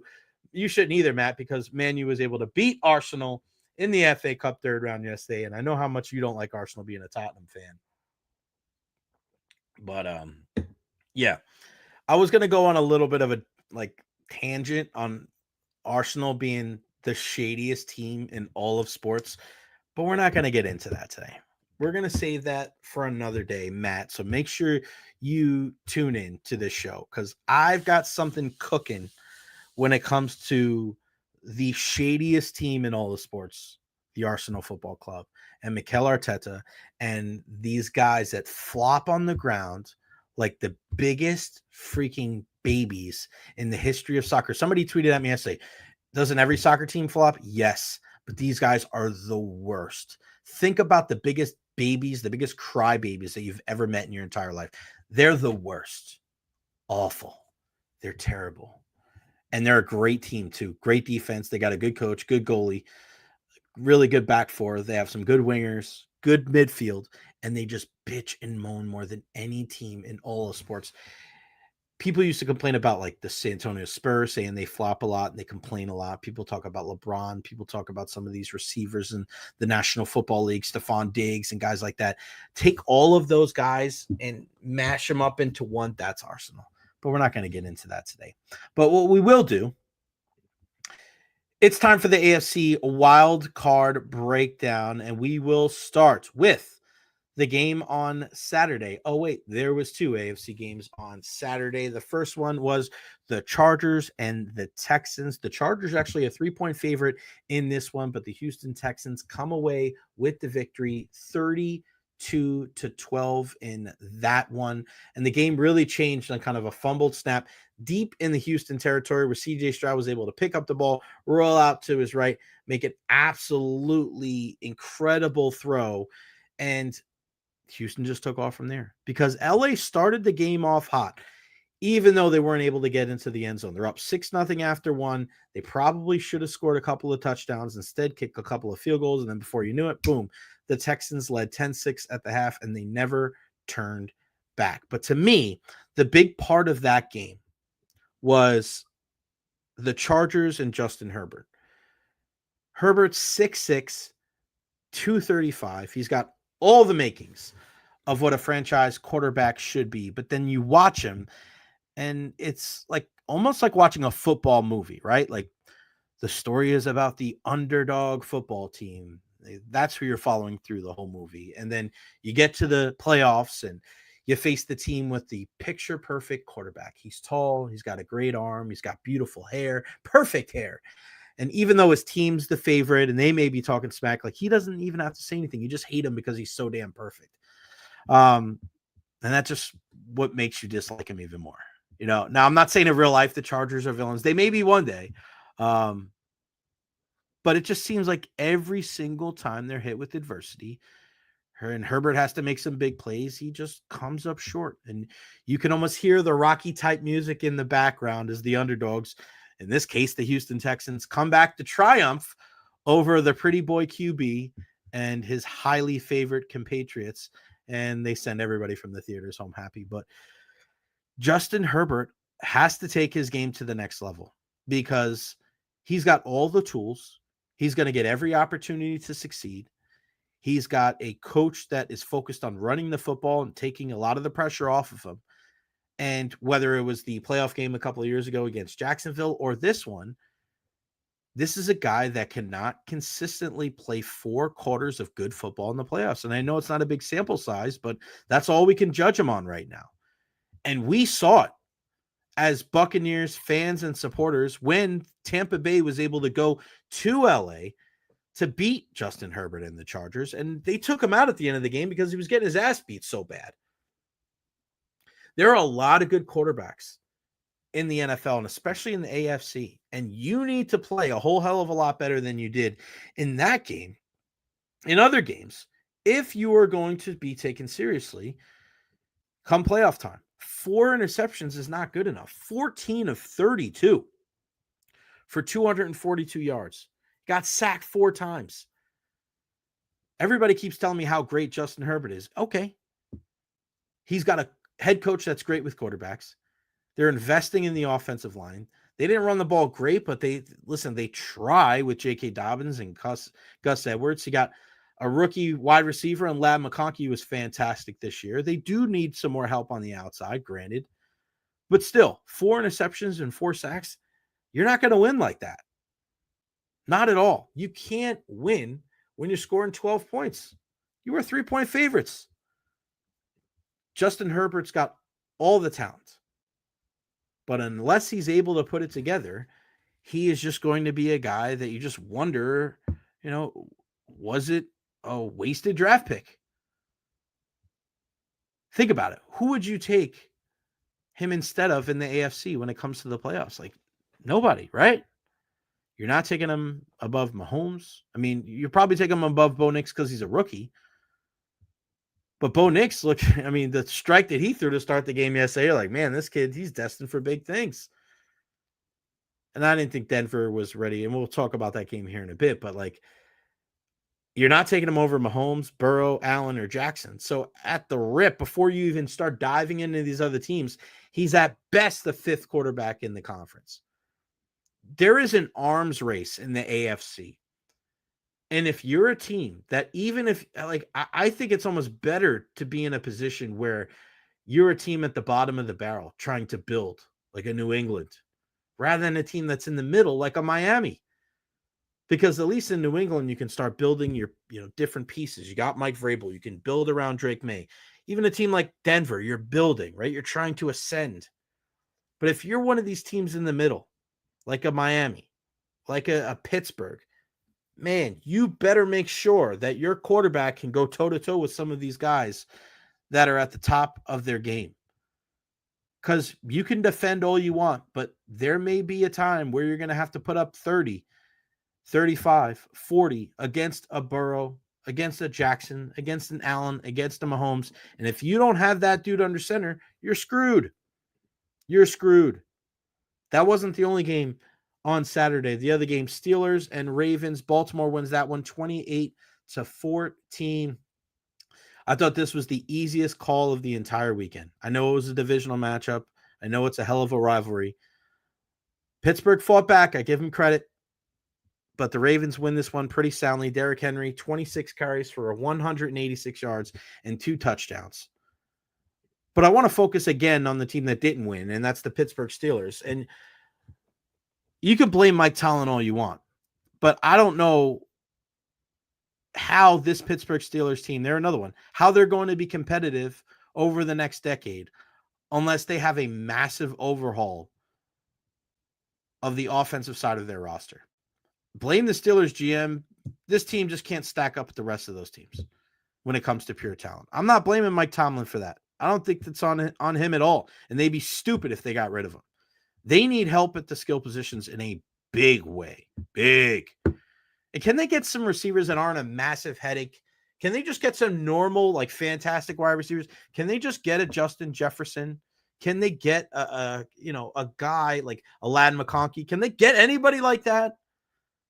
They have to get every single diva receiver, every single guy. I mean, you look at what Antonio Brown became and Deontay Johnson and Chase Claypool and George Pickens. Some of these guys have talent, but my goodness, why do they have to take as much off the table as they put on?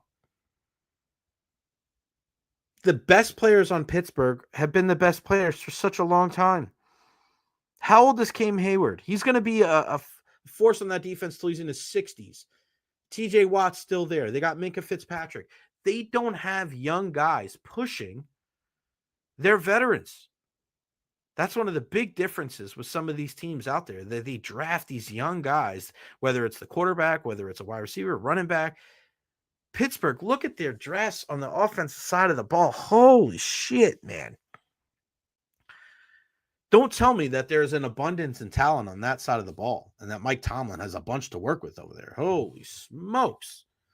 You got Russell Wilson. He was battling his ass off, but he's no spring chicken. You might take him because of the experience, but he's not stacking up with those other offenses, those other quarterbacks. They have to reevaluate how they do things and how they tackle the draft on the offensive side, or they're never going to catch up. You got to do whatever it takes in the next 2 to 3 years to get a franchise quarterback. Because if not, you're going to be looking up.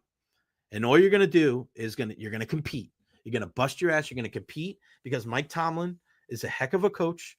He's got good players on the defense. They're going to try to run the football. They're going to try to do things the right way, but they're going to continuously come up short. And that's exactly what they've been doing. Because you look at the team that played on Sunday in the 1:00 game, the Buffalo Bills, they go down 7-0, then they score 31 straight. You know why? Because they have a guy in Josh Allen who makes all the right plays, 20 of 26, 272 and 2 touchdowns. They have James Cook, who carried the ball 23 times for $120 and a touchdown. And one of the big things from Buffalo is that you see that they don't flinch. They don't flinch, even after the Knicks to Franklin full quack attack to put them up 7-0. They settled in, they didn't panic, and they ran the football. Look at the difference with the Buffalo Bills from last year to the end of last year to this year with Joe Brady as the offensive coordinator. That has paid huge dividends for this Bills team, where Josh Allen doesn't feel like he has to do everything. And whether it's Cook, or whether it's Johnson, whether it's David, they just run the football. And then when they have to exploit the matchups in the passing game, whether it's with their tight ends, with Knox and Kincaid, whether it's with Shakir or Amari Cooper or Keon Coleman, look at that. Go back and watch that 2-point conversion that they have with Keon Coleman. They don't have to target him 15 times a game. Just get him in the red zone, get him on third down when he's in a mismatch, and he's unguardable.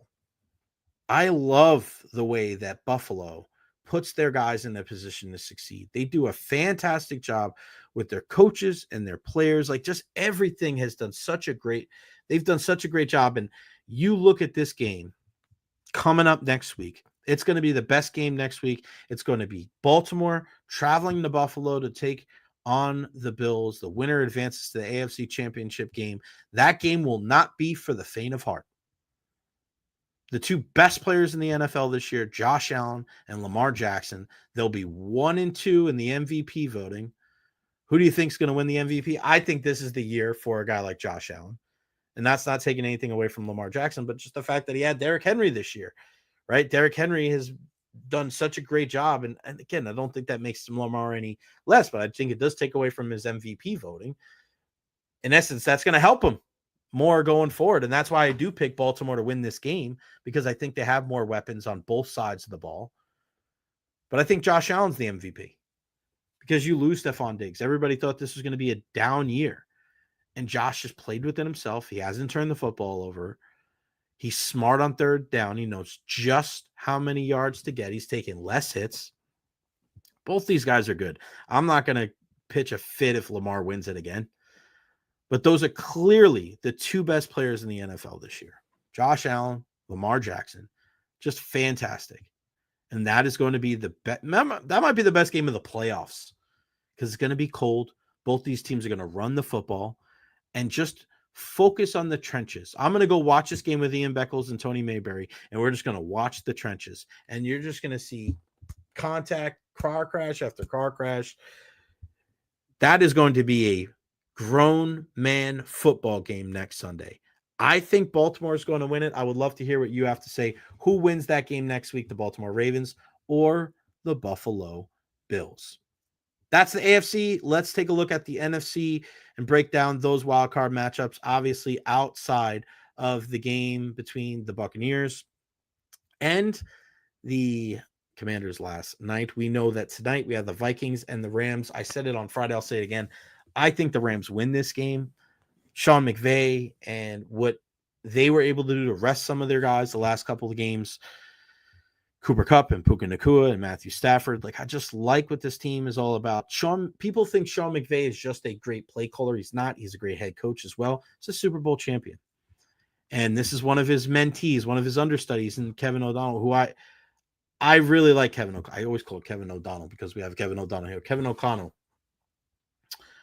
Really like what he's all about. But Sam Darnold worries me in this matchup. He does. And I know they have Justin Jefferson, who in my mind is still the best wide receiver in the game. But I just don't trust Sam Darnold. I don't think that he's going to be the guy that's going to be able to go to Arizona. We know that the venue for this game has changed because of the wildfires out in LA. And I can't send enough thoughts and prayers to everybody out there on the West Coast dealing with the fires. And I hope this whole thing gets under control and people can get back to their homes, and it's just, man, it just sucks. It sucks that we have to deal with that, or that you guys have to deal with that. But I trust the Rams in this game. I do, with the quarterback, with the head coach, the guys on the line. When you're talking about Verse and Fisk, and they do a really, really good job of making you uncomfortable. And he does such a great job offensively of scheming these guys open. And even though Minnesota's a good team, I thought there were some cracks in the armor in that game in Week 18 against the Detroit Lions, and I think Sean McVay is a good enough coach to exploit them. Let's go to the game yesterday between the Packers and the Eagles. The Eagles win this one 22-10, and I want to start with the Packers. Now, Jordan Love banged up, no Christian Watson. You lose Dobbs and Reed in the game. They're getting closer, but to me, this was just a bad matchup for them. The Eagles are a powerhouse, and I don't care who is playing this weekend, who hasn't played this weekend. And I don't know about you guys. I don't know if you feel the same way, but there's just something about me that feels like we're on a crash course to seeing the Ravens take on the Eagles in the Super Bowl. Now, I know Jalen Hurts still isn't 100%, but I think with all the weapons that he has, the ability to lean on that offensive line, to lean on Saquon Barkley and the defense, I think they're going to get better as the postseason rolls on. But I just feel like this is the year we're going to see Baltimore against Philly. Two teams that pride themselves on playing hard-nosed football. They pride themselves on running the football. Ironically enough, they go out in free agency and pick up running backs who, at that position, it doesn't always put you over the edge. They may not always be that missing piece, but it worked for both of these teams. Who wants to tackle Derrick Henry in the cold? Nobody, right? Who wants to tackle him when it's warm? Like, that guy is such a monster. And that combination with him and Lamar Jackson, insane. The rise of Zay Flowers, the rise of Isaiah Likely. You see Mark Andrews coming on strong in the second half of the season. You got Madubuike on the defensive line, Roquan Smith. There's Kyle Hamilton. There's just a lot of good players on Baltimore. And Philadelphia, Saquon Barkley had the chance to break Eric Dickerson's record. They obviously rest him that last week. Can't say if that's right or wrong, but listen, you need him for the playoffs. That's why you brought him in, to get you over the hump. You combine him with Jalen Hurts and A.J. Brown and Devontae Smith and Goddard and that offensive line. You lose Jason Kelce, right? It's been almost this next iteration where Peters and Kelce, they're gone, but it's all right. They still got guys that can come in and perform in a big way. And then defensively, big loss losing to Kobe Dean yesterday. He's out. But you still have those monsters up front. You have Bond at linebacker, who I said would be a type of guy that the Buccaneers will look into in the offseason. Both of their secondary, both their corners that they were able to draft, big-time playmakers. You know what they have at the safety spot. I think we're on a collision course for the Ravens and the Eagles. I don't know about you, but I want to ask this on the program tomorrow, and I know Stephanie's saying anybody but the Chiefs, but I'm going to ask this tomorrow after the game, after we see what happened last night with the Minnesota Vikings and the LA Rams.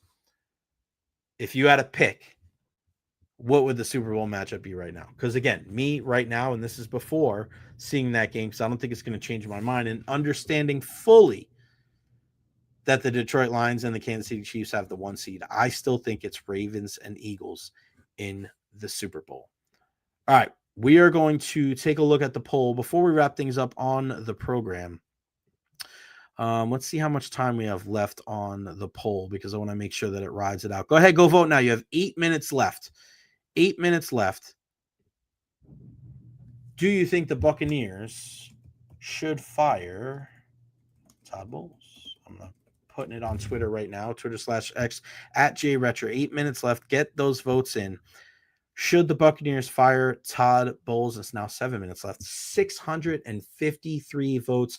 Let's see if we can get it over 700 before the time expires. But I wanted to talk about a couple more things that we didn't get a chance to get to. And first and foremost, talk about the college football game that we were able to see on Friday night. What a game between Ohio State and Texas. The Buckeyes win that one to advance to the national championship game against Notre Dame. Wow. I mean, you got to take your hat off to Ohio State. You do. I mean, 28-14 victory there. And sports is all about moments, right? You go into the fourth quarter, it's a 14-14 game. Ohio State, they get an opportunity, they score the touchdown, and then Texas is driving. Quinn Ewers has the football. Some really poor play calling when it came to Steve Sarkisian, and that's why we talk about play calling, we talk about coaching, and people always want to talk shit about guys when they make a mistake. Like Texas was one of the last 4 teams, right? Just because Sark didn't call a good couple of plays on that last drive doesn't mean he's a crappy coach. They finished the season 13-3. Like, you got to keep things in perspective. It's tough, man. It's tough when the pressure is mounting. It's tough when you're going against a star-studded defense like Ohio State had. And that's the difference. Again, it's a fine margin. It comes down to the little things. But sports is all about moments.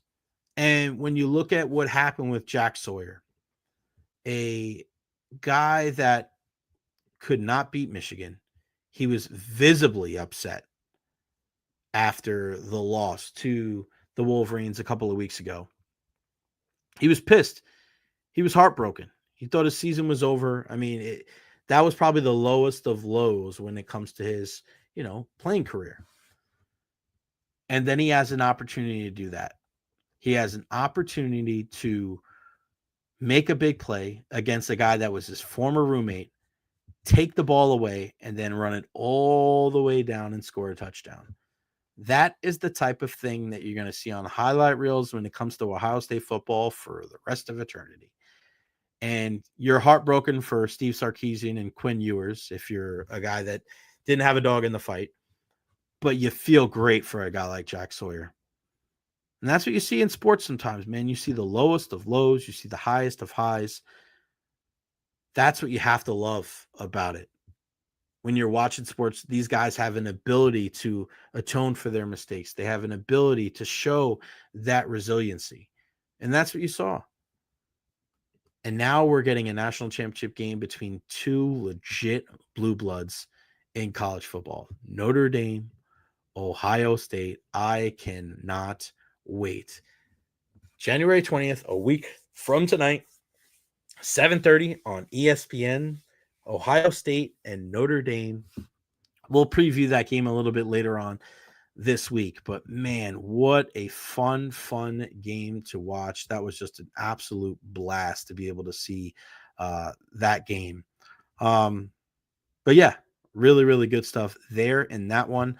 Let's see, what else did we get to today? Of course, I mentioned this, Mike McCarthy out as the head coach of the Dallas Cowboys. There was no movement towards a new deal. That's what we heard from Adam Schefter. Oh yeah, wanted to mention this as well. Tyson Fury announces his retirement from boxing 1 month after losing that rematch with Alexander Usyk. He has retired before. He's saying it again now.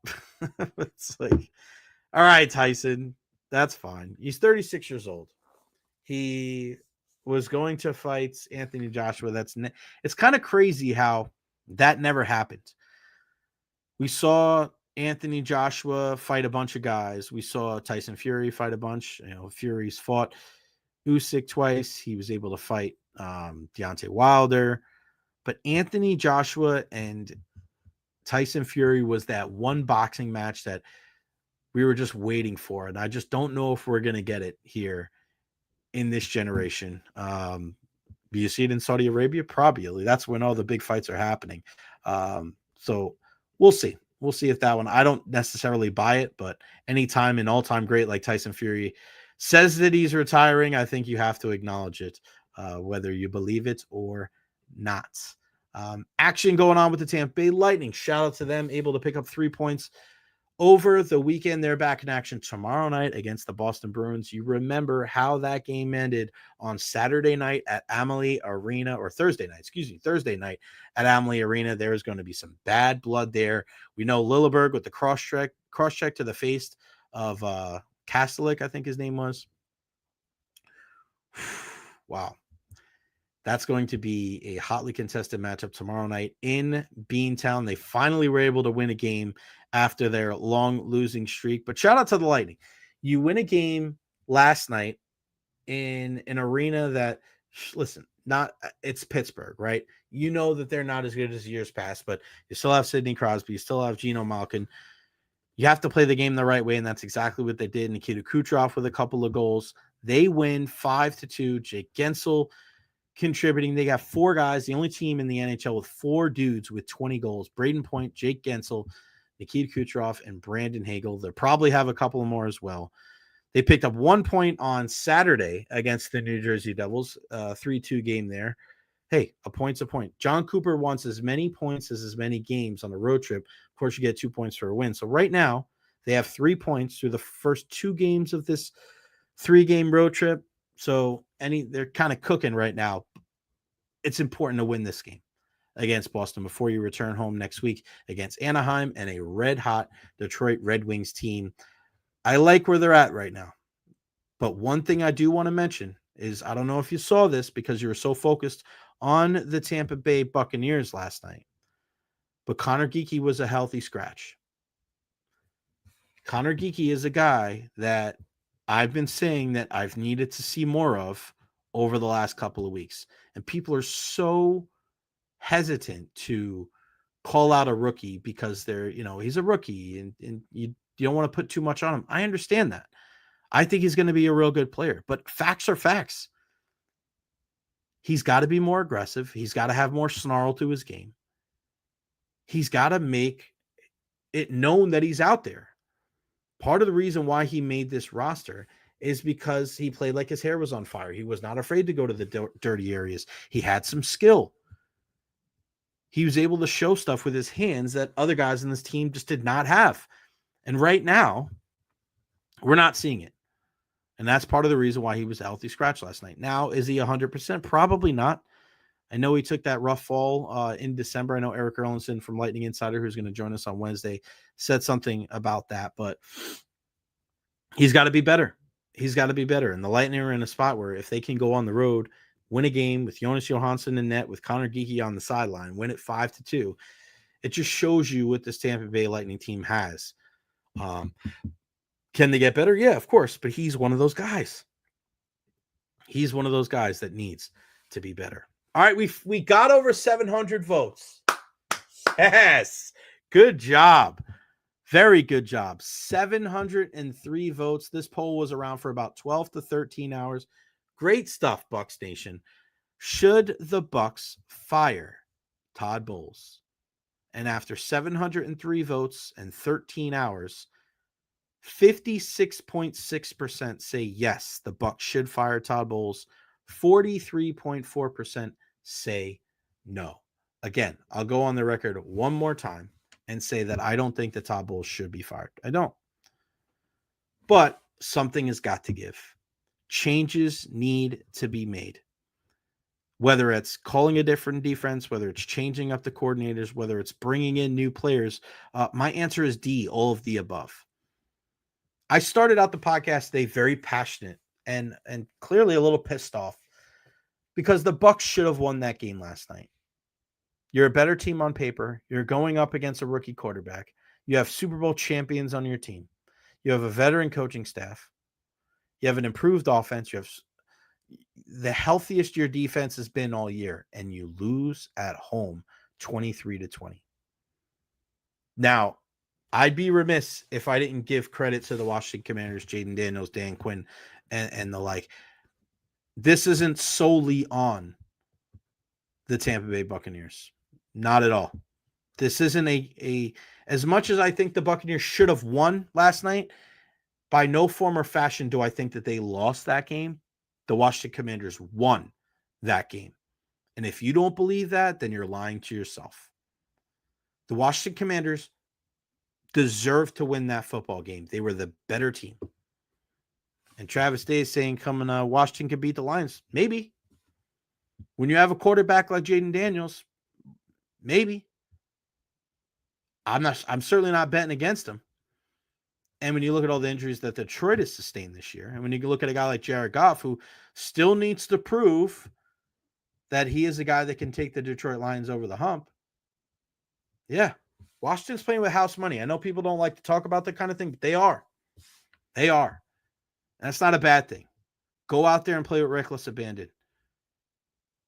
Go put Terry McLaurin in position to succeed. Get Zacchaeus involved. De'Ami Brown. And shout out to our guy, Chris Russell from up there in Team 980 up in DC who joined us last week. He said, watch out for De'Ami Brown.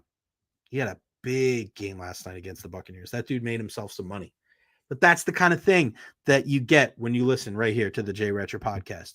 Insight, information, passionate back and forth, great guests, experience. I'm going into these locker rooms. I'm having these conversations with people, and I'm bringing them here to you. Nobody does it like we do it here on the Jay Recher podcast. I thank you all for your support. I want you to keep it going.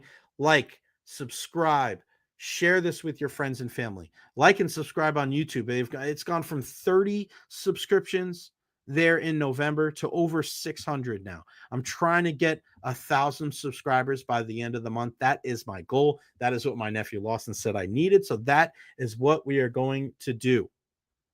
But I need your help. Follow me on all social media platforms at JRatcher, Facebook, YouTube, Twitter, Twitch, TikTok, everywhere. I am there. Go check me out. And again, like and subscribe on YouTube. A big thank you to Martin Gramatica for joining us on the program today. Who do we have coming up tomorrow? You're going to have to wait and find out. Again, follow me on social media because I will announce it there. All right.